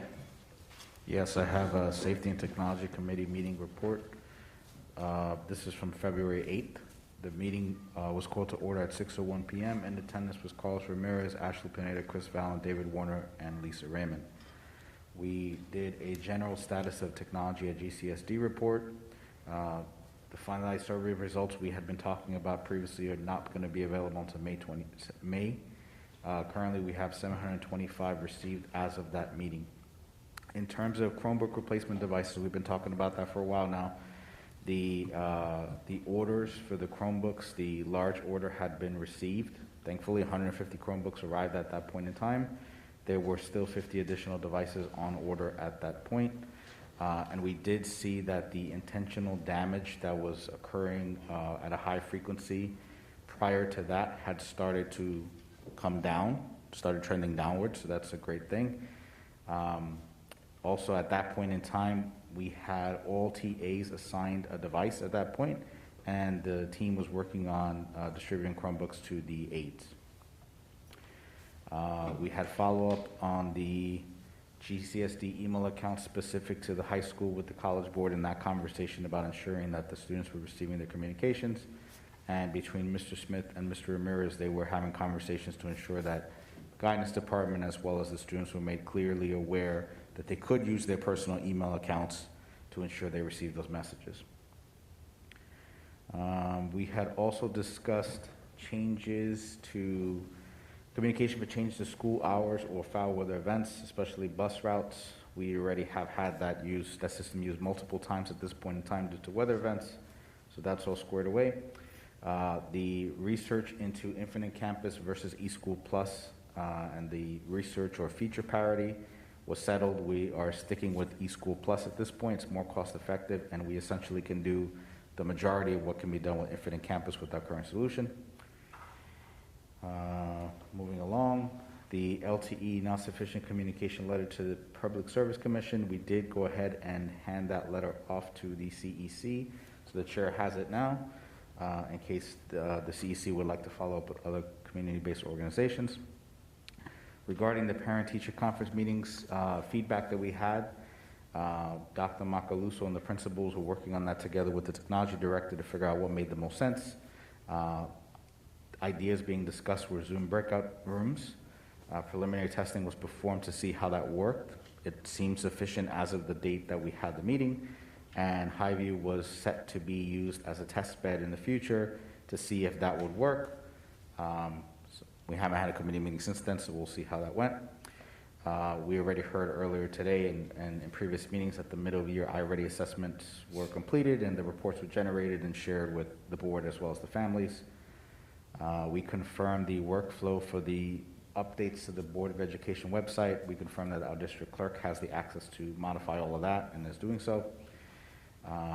We also talked about the GCSD main homepage and the search engine results that we've been seeing that are either incomplete or provide no results. We did the technology team did some follow-up, opened up a ticket with Google support, and found an issue with indexing, and they were working as of that meeting to fix that problem. We also discussed the idea of a searchable personnel directory for each school building.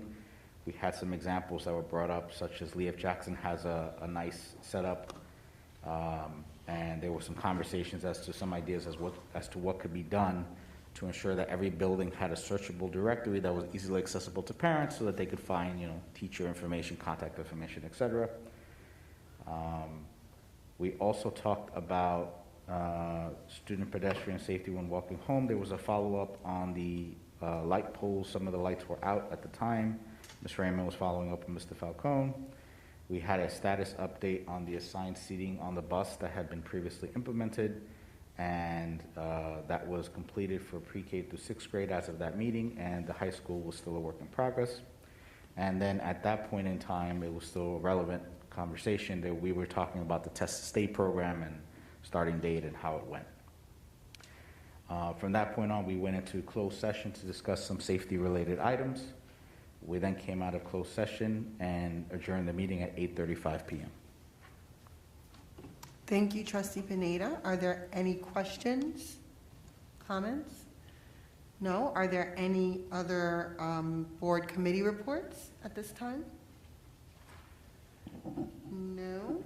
I did want to bring up just a piece of the CEC committee, if you would allow me, Trustee Thomas. The Nettie Jackson Extra Mile Award, because that is coming up. And we do have a committee. I have volunteered to be the board member on that committee. And the Nettie Jackson Extra Mile Award is in honor of Nettie Lee Jackson. Nettie Lee Jackson was a compassionate and tireless lifelong advocate of quality education for all children. She was a concerned and activist parent, a community leader, a public school secretary, a union president, and a personal mentor to scores of students in the Greenburgh Central School District. In her honor, the Nettie Jackson Extra Mile Award recognizes members of the Greenburgh CSD community who consistently perform outstanding service beyond their regular responsibilities and position for the benefit of the students and to the goal of excellence in education in the district. This award is presented annually by the Superintendent of Schools and the Board of Education. So nominations are open, and the deadline for nominations are May 20th, 2022. So if you know anybody who is an employee or a parent or a community member that has gone above and beyond their role, or their duty for the children of the Greenburgh Central School District, you just submit an application for the Nettie Jackson Extra Mile Award, and the committee will review the applications and choose some award recipients.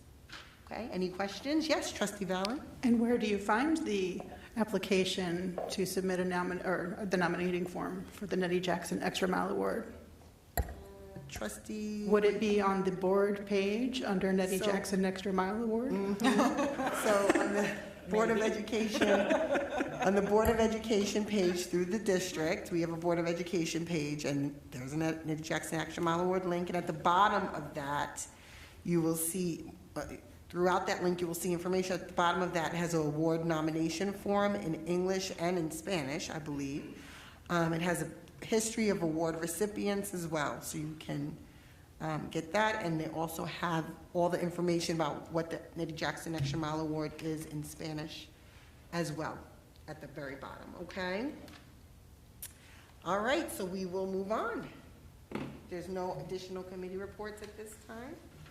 No? Yes, I just sorry, wanted Trustee to Warner? mention that the next Finance and Facilities Committee meeting is scheduled for March 24th at 6:30 p.m. It will be a Zoom meeting. We're hoping to tie off the come to a decision and recommendation on the energy performance contract, and also work on the budget. So you may hear some additional things about the ventilation side and the energy savings side very soon. Trustee Panetta. Just an announcement that the next meeting of the Governmental Relations Committee will be tomorrow at 7 p.m. via Zoom, and we will be live streaming that via YouTube. And the next meeting of the Safety and Technology Committee meeting will be at 6 p.m. on Wednesday, March 30th, also live streamed through YouTube and on Zoom. Thank you. Trustee Panetta and Trustee Dragic, I have to apologize. I may be partially in that meeting tomorrow because there is a Woodlands Middle High School PTA meeting that I would like to attend.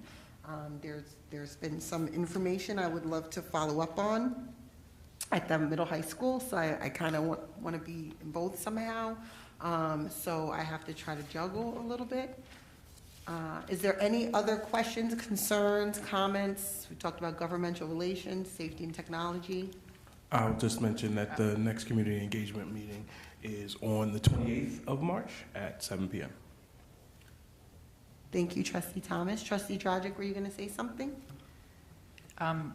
Yes, since I know one of the issues that we will be discussing at that meeting tomorrow, and if you're not going to make it, I was going to volunteer Chris.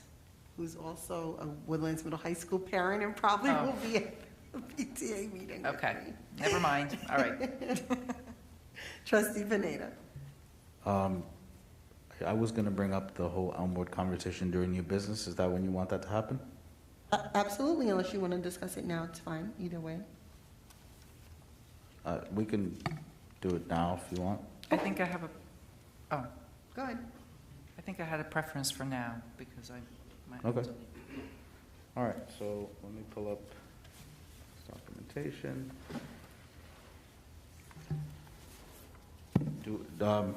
We don't have any public comments, right? I just don't want to hold them.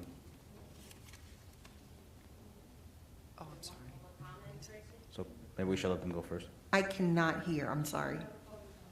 We have one person for a public comment, Yes, yes. we should probably let the, Do you want to Yeah. stop Yeah. the conversation and Yeah. allow the public comment? Okay, we will do that. There's been a request to have our public speaker make your comment. I don't have is there the board there so I can read the name and invite her up?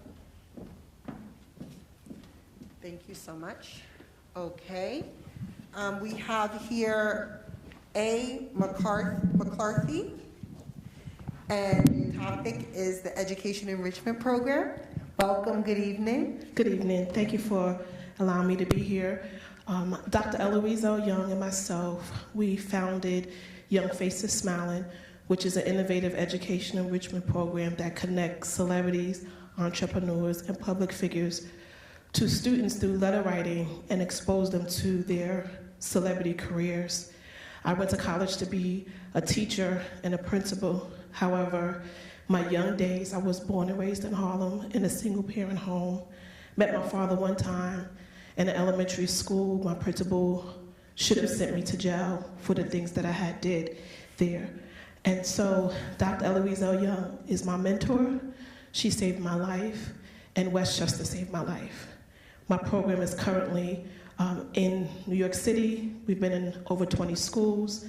It will be 17 years next month. And I think it's just important that I come back to the place that saved my life. And it would be an honor to have my program in your school district and my books that we wrote about Young Faces Smiling. The first book is Bad Kid, Good Kid, and it talks about how I escaped jail, prison, and death. My second book is One Powerful Woman, and it's about Dr. Eloise Young and how she had the idea of creating Young Faces Smiling, which was birthed right here in Westchester. Another book is called Reaching for the Stars, and I give you 10 important secret steps to connecting to celebrities that can increase and create your brand. Another book is called The Power of Mentorship. If it wasn't for her as a mentor, I have no idea where my life would be, but jail or death. And then there's another book called The Gift of Passion, how many celebrities helped me to build this actual education enrichment program for public school students.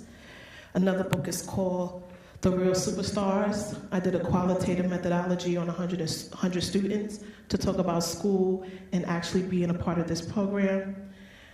And another book is called Words of Wisdom. I have 150 motivational, inspiring quotes from celebrities that participated in our program.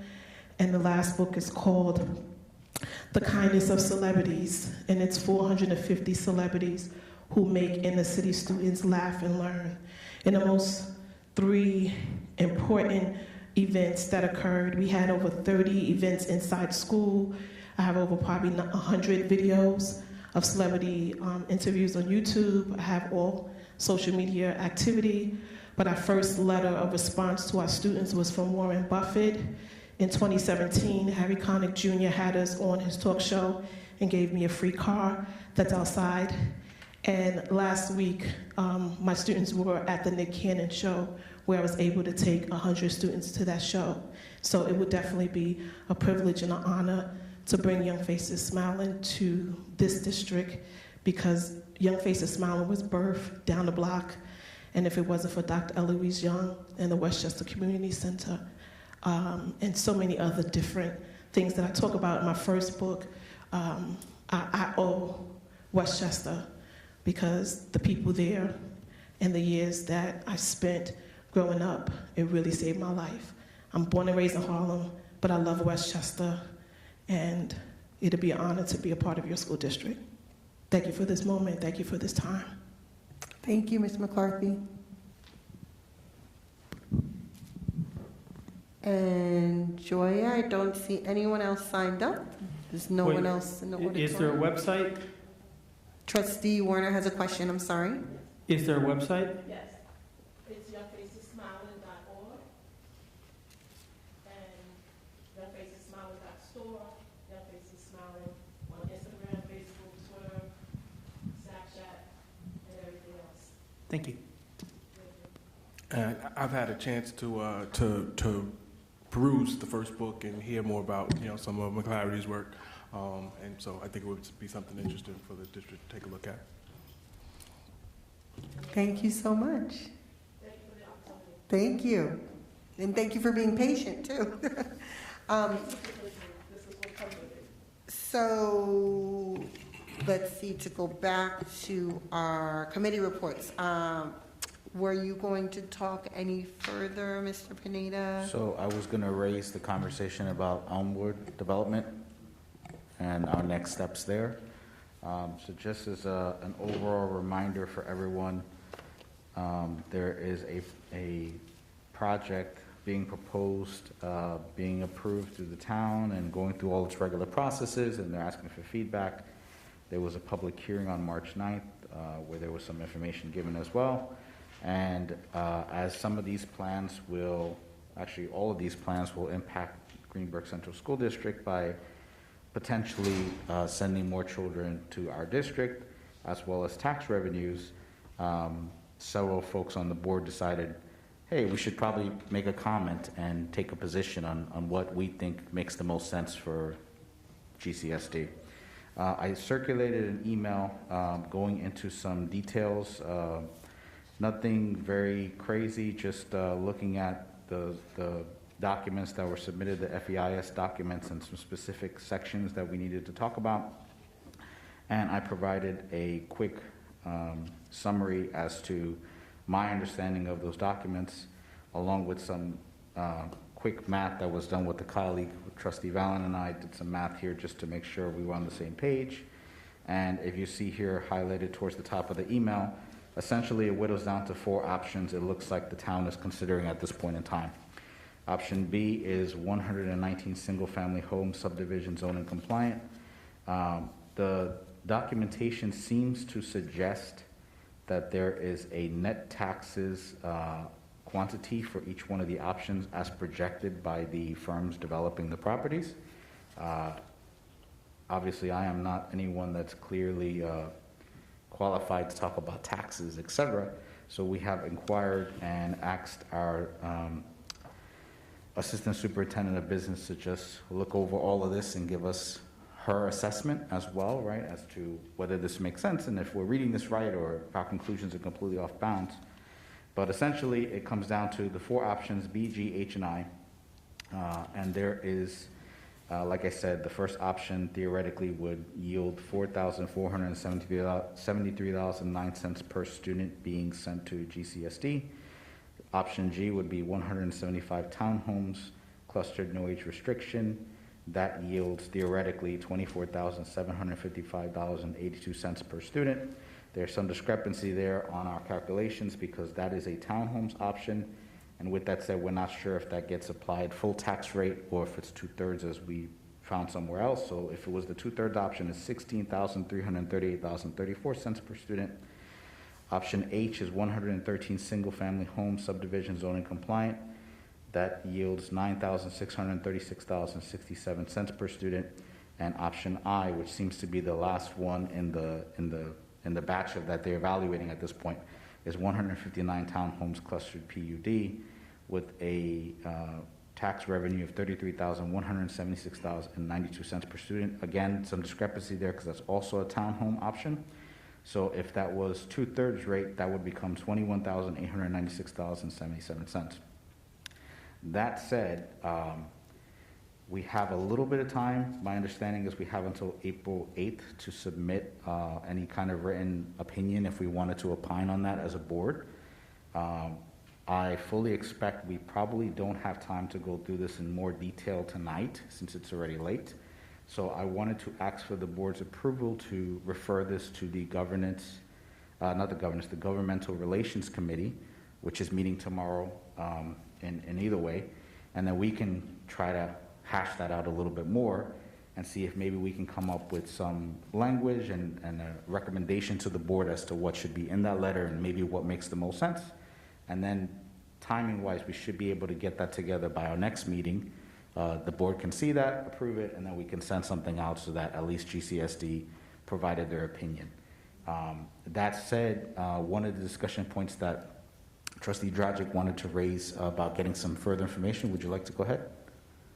Yeah. So first, I want to say that this development actually does, in fact, fall. About 80% of it falls within GCSD jurisdiction, and the other 20% is would go to Elmsford. We last year around this time, I actually attended a town board meeting where, we took the position that we were in favor of single-family homes, because we calculated that would give us the greatest tax benefit, and was also kind of an environmentally more sound option. So with that said, I think that this is a somewhat complicated issue, and I don't know if the rest of you feel comfortable. I had suggested that we invite someone from, I know I'm going to get this wrong, I think it's the CGCA, so it's basically, it would be someone who's been following this issue very closely and is very knowledgeable. When I spoke to Ashley about this, or maybe it was Chris, they raised the concern that we shouldn't hear just one point of view. So I don't know how the rest of the board feels about having someone present at one of our committee meetings, just and to answer questions. Or I see David saying yes. So I mean, I'm open to hearing from multiple people, but yeah, it is a complicated topic, and we may have questions that arise from the committee meeting. So I suppose we could also invite Garrett Duquesne, but we could also invite Doreen Livson. I mean, so they could sort of maybe both answer questions. I don't know. I mean, the problem is that the meeting is tomorrow, so I don't really know how much time.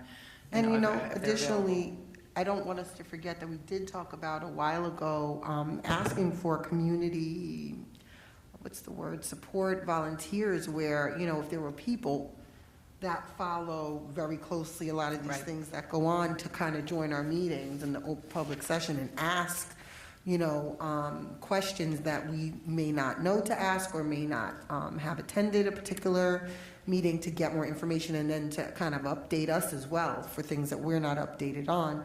So I'm fine with that. I don't know how everyone feels. I see David nodding. I'd love to hear from other trustees too. Okay, so I would support that. I think that that's something worth looking at.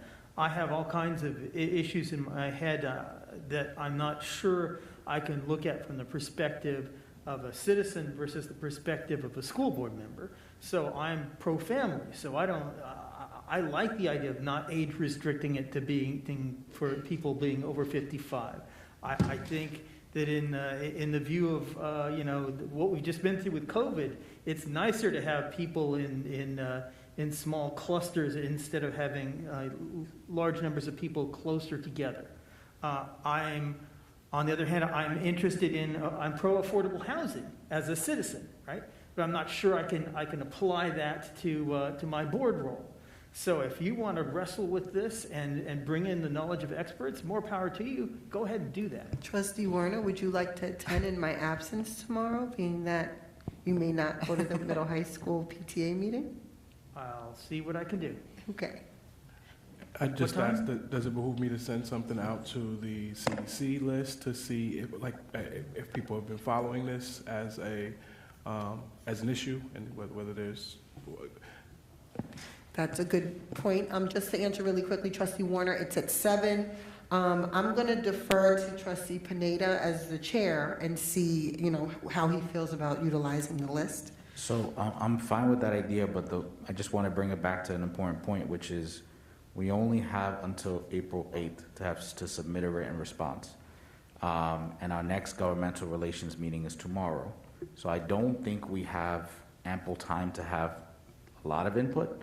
And that was my concern when Trustee Dragic approached me with the idea. It's a great idea, but I feel like I don't want to have one person present to us because I feel we're not getting the broad spectrum of opinions that we should be getting. I understand this individual is very well versed in the issue and may have a lot of information, but it concerns me a little bit to just have one individual and potentially a second tops based on the timing. So that's why I was a little hesitant to do it, and I suggested that we raise it to the full board. And if the full board wants to go that route, so be it, we'll do it. But the thing is the timing. We really wanted to have that discussion tomorrow so that we can prepare something in time so that the board can review and see if we're on the same page and we want to issue a statement before that deadline. Thank you, Trustee Pineda. Trustee Valen? I'll just say that I'm interested in getting the facts as they are currently set in the law with regard to taxing these properties, not what we wish to happen. And that's what I hope we can find out before your meeting tomorrow night.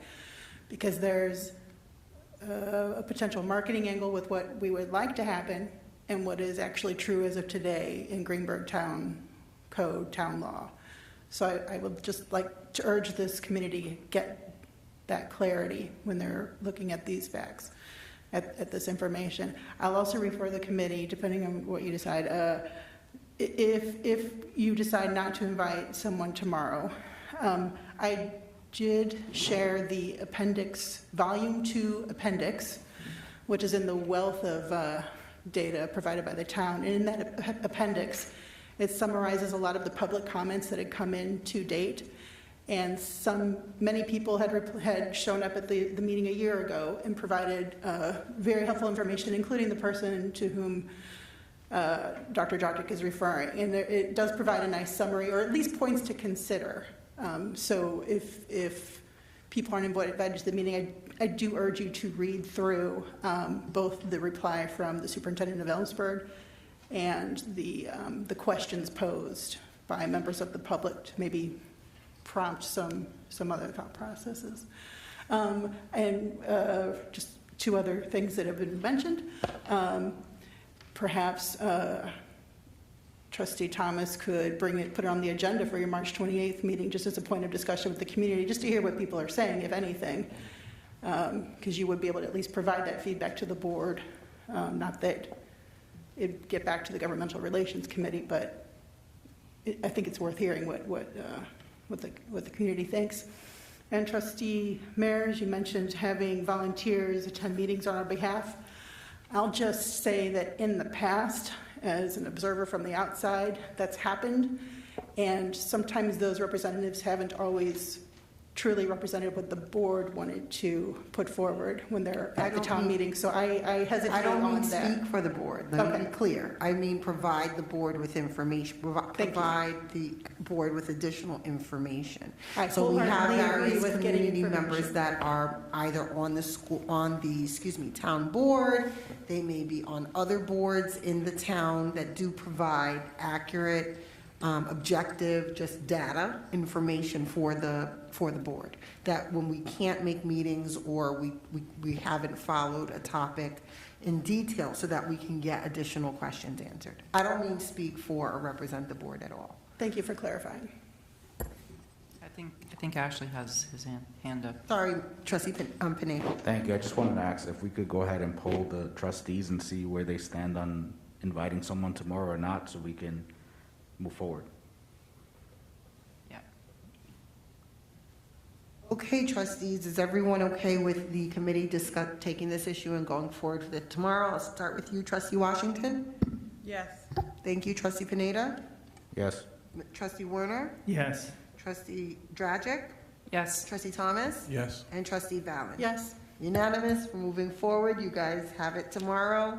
I will, I guess, talk with you offline about when I can join and whether or not Mr. Werner can make it in my absence.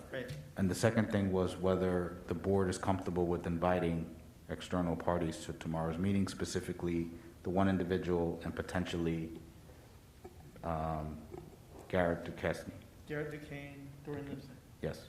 Okay, Trustee Washington. Yes. Trustee Pineda. No. I'm sorry? No. Trustee Werner? Yes. Trustee Dragic?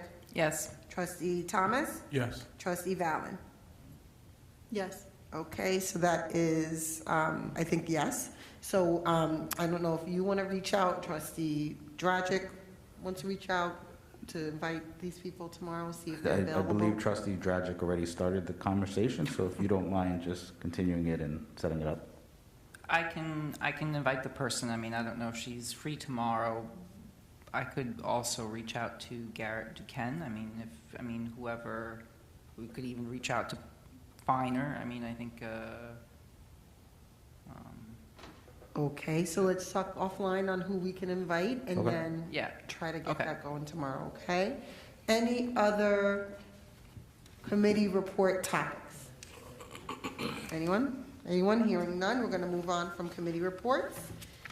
And board president report, that's me. Okay, so I just wanted to thank the community for supporting the school district, continuing to watch our board meetings and remaining involved. As you may or may not know, the school district play, hence the kind of setting behind us, is happening this weekend. It is going to be in person and it is open, so anyone can come. There is an admission fee of $10. Although students and senior citizens are free, I understand. The play will be this Friday, Saturday, and Sunday. Friday the 18th, the showtime will be 7 p.m. Saturday the 19th, showtime will be 5 p.m. And Sunday the 20th, showtime will be 2 p.m. Once on this island, come one, come all. The school district is moving around. If you've gotten our updates from our superintendent, she clarified that we are able to move freely. The students no longer have these plastic partitions on their desk. Masks are optional if you follow the governor's direction. And again, they are moving around. So if you saw the Highview presentation earlier this evening, Mr. Mastriangelo discussed how the students are now going into their specials and going into other rooms. So that is awesome. We're happy that we're able to move around again and students don't stay in one room all day. If you watched earlier, we did have our updated draft budget. And so we will have a budget newsletter coming out as always. After the final budget is adopted, I believe it was April 19th that the board will approve the presented budget. And we will have a budget newsletter with all of the information about the budget. Everything will be mailed to the homes of our residents, as well as meet the candidates, because this year there are 2 board seats up for election or re-election, depending on if anyone here wants to continue. And that is as well at the board vote for the budget, as well as the vote for the board seats on May 19th, which is a Tuesday, 2022. That is all from my report. Thank you very much. And we're going to move on to the next topic. We've already done public comments. So now we are at board action. However, the board has made a decision that we will go into a second executive session. So I want to give us the option to do that now. Is there a motion to go into exec session? It is now 10:15 p.m. I move that we adjourn to executive session to discuss the employment history of particular persons being considered for board action this evening. Second. It's been properly moved in second. Is there any discussion? Yes. Yes. Are we not able to do this work and then go into executive session? We could, but there could be something that comes out of the budget that affects the agenda. What do you guys want to do? Okay, that's fine. I just wanted to get clarity. Yeah, so I'm open. Does anyone want to have executive session after the board action items tonight? Instead, like to put it before the closing items? Anyone? I can't hear you. I don't want to say that. It may or may not make Mr. Lewis's life easier if we vote first. It makes Mr. Lewis's life easier? Okay. I don't know. Does it make your life easier, Mr. Lewis? Okay, so do you want, Trustee Warner, do you? I withdraw my motion. Thank you. There you go. Okay. Motion withdrawn. Okay, let's move on to our board action items. I move that we adopt the items B, the board action items listed on the agenda for approval this evening. Second. It's been properly moved in second. Is there any discussion? Hearing none. All those in favor? Aye. Any opposed? Any abstentions? Motion carries. Board action items are approved. Let's move on to C, personnel instructional. For item C, personnel instructional items, I move that we approve the items listed on the agenda for voting this evening. Second. It's been properly moved in second. Is there any discussion? Hearing none. All those in favor? Aye. Any opposed? Any abstentions? Motion carries. Personnel D, personnel non-instructional items. I move that the agenda items on the agenda tonight that are listed tonight and under item D for personnel non-instructional be approved. Second. It's been properly moved in second. Any discussion? Hearing none. All those in favor? Aye. Any opposed? Any abstentions? Motion carries. E, finance items. I move that the items on the agenda this evening listed for item E, finance, be approved. Second. It's been properly moved in second. Any discussion? I hear you talking, Trustee Valen. Do you have any discussion? Okay. Hearing none. All those in favor? Aye. Any opposed? Any abstentions? Motion carries. Item F, business items. I move that the business items listed under item F on the agenda for this evening be approved. Second. It's been properly moved in second. Any discussion? Hearing none. All those in favor? Aye. Any opposed? Any abstentions? Motion carried. G, pupil personnel services. I move that the agenda items under pupil personnel services, that is item G, that put on the agenda for this evening be approved. Second. It's been properly moved in second. Any discussion? Hearing none. All those in favor? Aye. Any opposed? Any abstentions? Motion carries. We're done with those board approvals, and now we have closing items. Would you all like to do the second exec session before closing items or just before adjournment? Anyone? Well, my opinion is that we do some of the closing items now, because a lot of times if we go back and then we come out and then new business comes up and people might want to hear what we have to say and they're tired, they're sleeping. And then they have to go find the YouTube and then rewind. It's not fair. Okay, so I hear a recommendation to do the second executive session right before adjournment. So yes, Trustee Warner? Okay, so I have a couple of questions. I know that we're opening the schools back up. I'm sorry, Trustee Warner, do you want to put the executive session before adjournment? Yes. You have a new business? I want to go over whatever the new business items are. Okay, so we're going to go to new business. I just want to get a consensus from everyone. Okay, that was all. I'm sorry. Go ahead, Trustee Warner. Here's your new business item.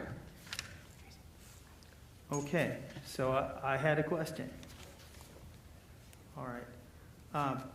I know that we're opening the schools back up, that more people are now allowed to attend events than just 2 people per student. Yes. I know that these things are coming down. I know that the masks are becoming optional. We're turning towards normal life. Are we at the point yet at which private events are allowed at the schools?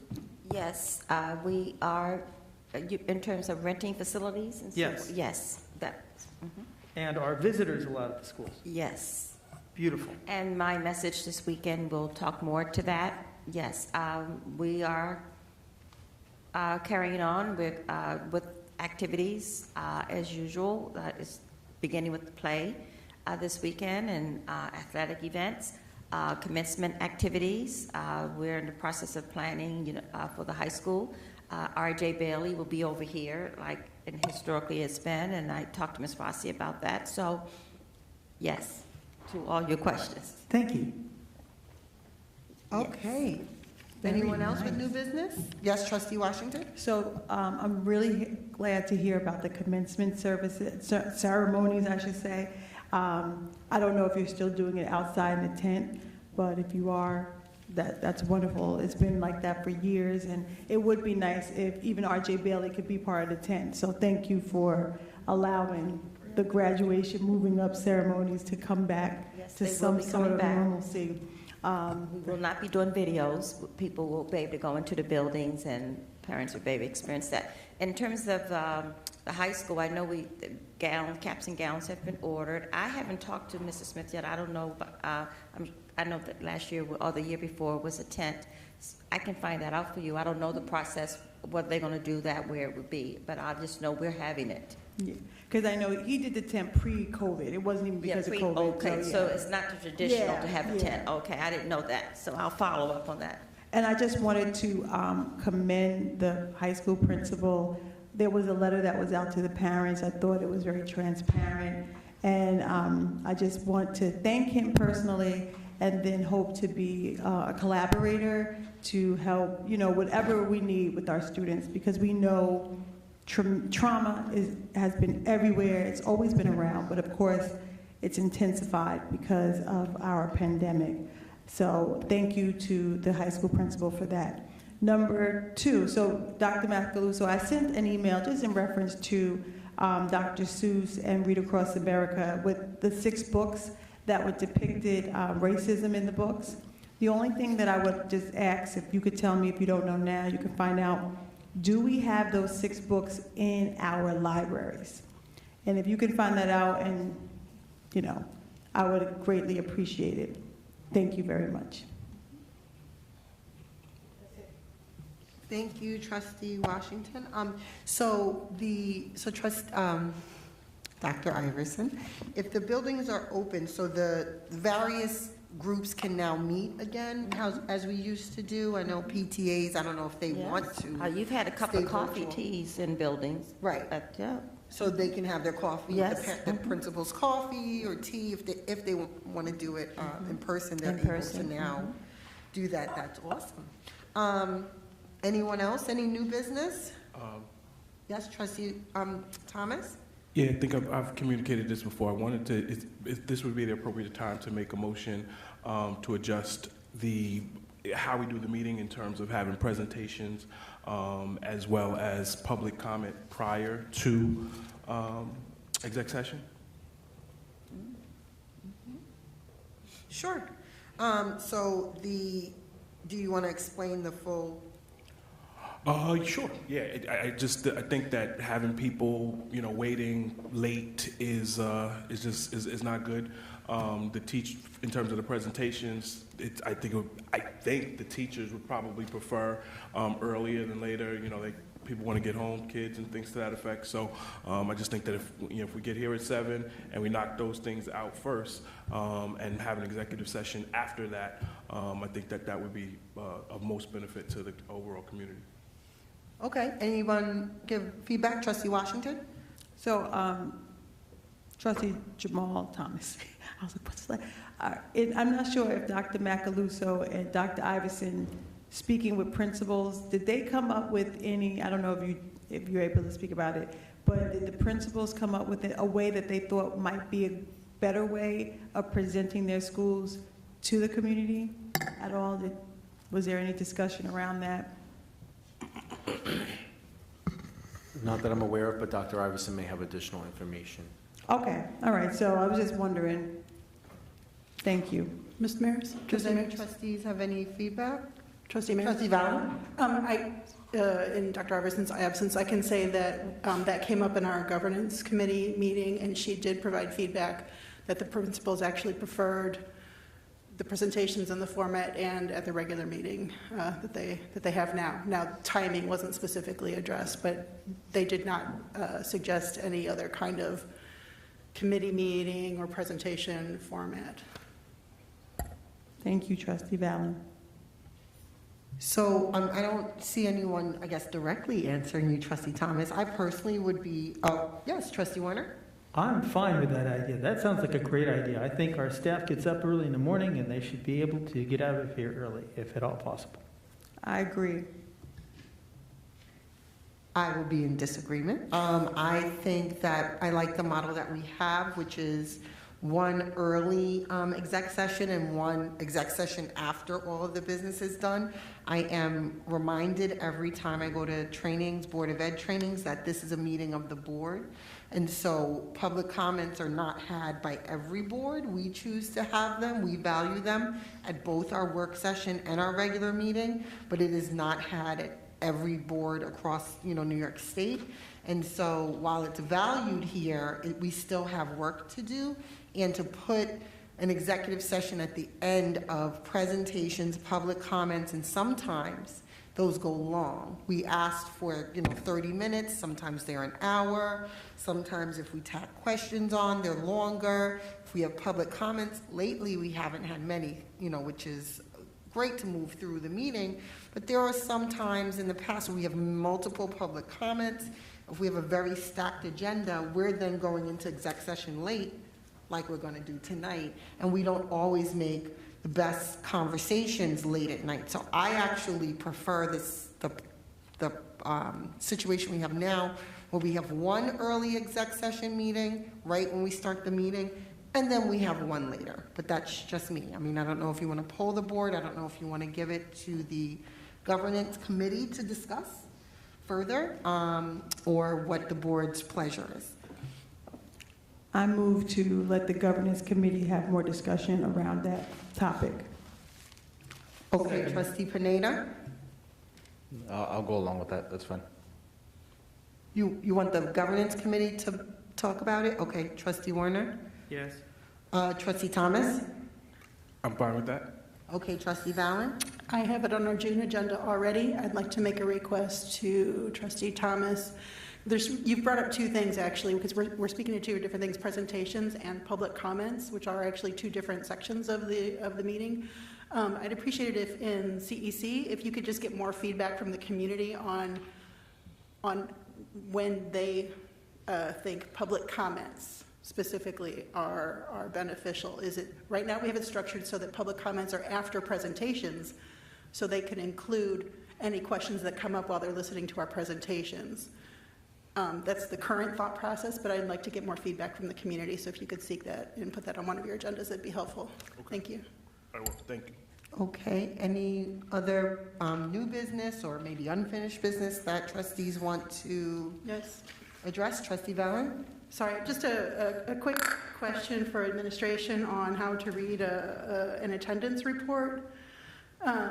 When I'm looking at the reports, I see basically how many days a student is possibly in school. I don't know what the symbols stand for, but I know that's what that column is. I see how many times a student is tardy, how many times a student has an excused absence, and how many times a student has an unexcused absence. That comes down to a number of days present, and then a percentage. I'm curious about a few things.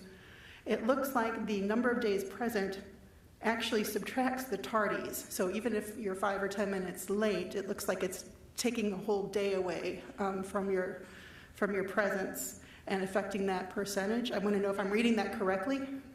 You don't have to answer now. I'd just like to get some update in the packet if possible.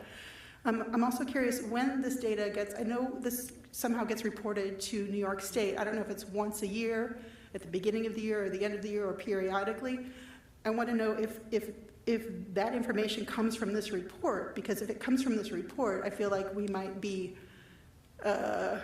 if those tardies are counting against our percentage, then I think that's a problem. I don't know if that's accurate. I don't know if that's something we need to look at.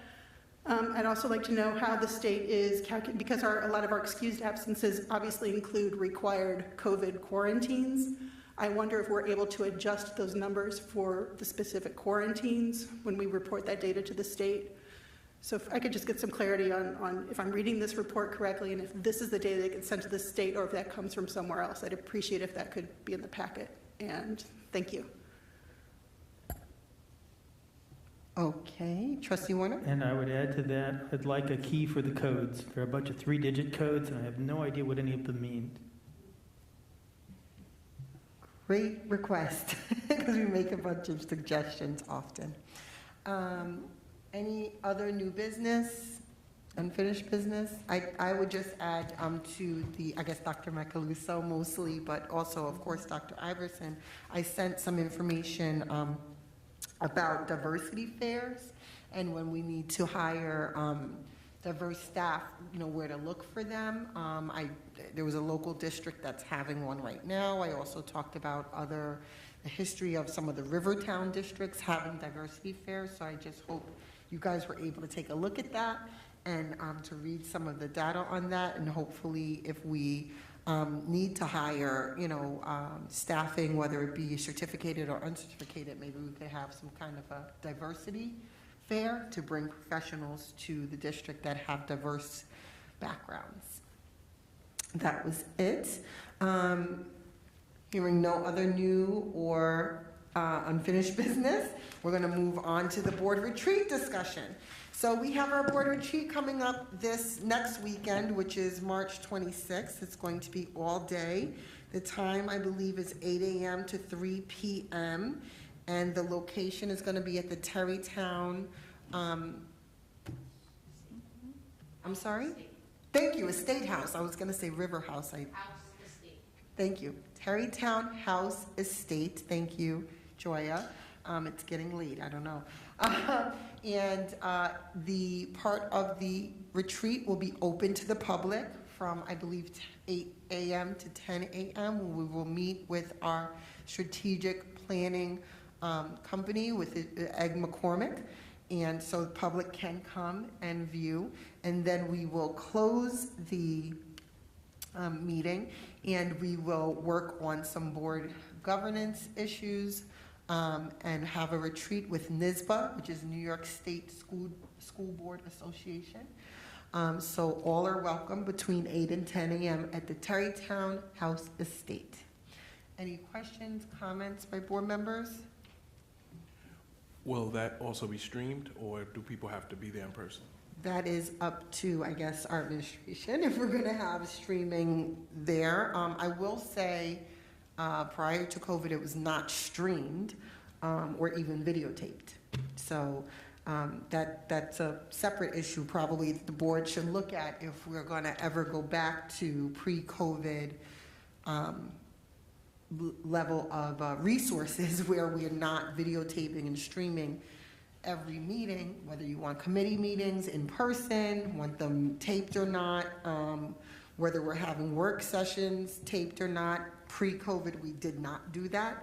So the board may want to consider that sort of thing. Special meetings, such as a retreat, were never videotaped unless they were like a budget specific and we needed, the public to see all the budget information. So maybe the board wants to look at that. Yes, Trustee Pineda.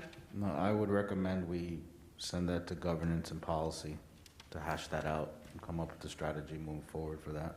Okay, great. Second. Okay, I see some agreement with that. Can you put that on the list, Trustee Valen? I'll put it on the list, but it won't address the retreat specifically since we next meet on the 31st, which is after our retreat. So specifically about the retreat, whether or not the 8 to 10 a.m. will be videotaped. So, I think there's a couple of things, whether or not the board wants that, but also whether or not we have the capabilities to do that. We do have skeleton crew right now. We're not on site. And we're not on site, yeah, we're at the... So I don't know what their capacity there. Okay, so can you look into that and let us know? I'll see if they can do that, yeah. Yeah, thank you so much. I don't know what their technicals. So Dr. Iverson is gonna look into the technical... If they have that kind of a capability on site for that to happen, I don't know. President Mayers, I just believe at this time, knowing that we have a skeleton crew, knowing that it's March 26th, knowing that we can go in person, the masks are off, we should not require our school district to videotape this board retreat, but we should open it up for in person if anyone wants to come. Public can surely show up. Let's ask everyone how they feel. Trustee Washington? I feel that everyone should come in person. Okay, Trustee Pineda? I'd like Dr. Iverson to inquire because maybe the location has their own form of streaming or something we could use just for that one meeting. We would still need our tech to put it on our... But that can be done after the fact. It doesn't have to be live streamed, right? We So can you said record not it. live streamed? What I said was we can inquire if the location of the facility can record it, right? And then we can ultimately give it to our tech department and they can upload it at a later point in time to the YouTube stream. That's an option too. Thank you. Trustee Warner? That works for me. What works for you? Okay, Trustee Thomas? Not live streaming, but recording the Not portion live that's streaming. open session, so that Okay. you can look at it later. Got it. Trustee Thomas? Same, that works. Okay, and Trustee Valley? That will only work for me if it's at no additional cost. No additional cost. You just threw in another pound. Okay. If there's an additional cost, Trustee Pineda, how do you feel about that? There's an additional cost. We can bring a camcorder and record it ourselves and then give the gosh. video to the tech department. Okay, so at this point, it looks like the majority of the staff wants you to look into what the options are and to let us know. And then we would probably have to make further decisions at that point. I will say I'll share my opinion. I'm in alignment with Trustee Washington. I think people just need to come in person at this point if they are interested in a special meeting, which is our board retreat, specifically our strategic plan. I'm not okay with just putting everything online just for the sake of it. And I'm also concerned that we have a skeleton crew. This is a Saturday. It's a Saturday morning, 8 to 10 a.m. So whether or not we're going to have staff live stream it, I would say absolutely not. That is, I think. So I mean, I Not an definitely option at have those this same point. concerns, but to Ashley's point, you know, I have a tripod, setting up, I have extra foams and stuff, setting that up to tape it to provide later. I don't think that it's not difficult at all. Okay, so we'll find out from Dr. Iverson and Trustee Iverson, Dr. Iverson, and then if all else fails, somebody will bring a tripod. Trustee Valley? Let me just finish beating the horse dead. So if it's gonna, if we're gonna do it ourselves, if that's the option we're coming down to, as long as it doesn't take away time from the business we're there to do. I don't want us to spend half an hour setting up equipment and taking down equipment. It means someone's gonna get there early to do that. Otherwise, it kind of defeats the purpose of the meeting itself. And I will say also, I'd request that if it ends up not being recorded, I'll just state that I believe Mr. McCormick will be giving us a slide presentation, possibly, and I'm sure if he does that we would be uploading that to our strategic plan website that would also be available to the public if it wasn't a recorded speech on those slides. So if I'm correct, that's another way the public could get that information. Thank you. Thank you, Trustee Valley. Anyone else on this topic? No? Okay, let's move forward. I think I covered everything. If I've missed anything, please remind me. And lastly, we have a request to go into a second executive session. It is 10:40 p.m. I move that we adjourn to executive session to discuss the employment history of particular persons being considered for board action at this evening or at a future meeting. Second. It's been properly moved in second. Any discussion? Question? Yes? Will we be adjourning directly from executive session, or will we be coming back? Announcement after. There is no other items on the agenda. Thank you. Do you have any questions or discussion about the motion to go into executive session? No? Hearing none. All those in favor? Aye. Any opposed?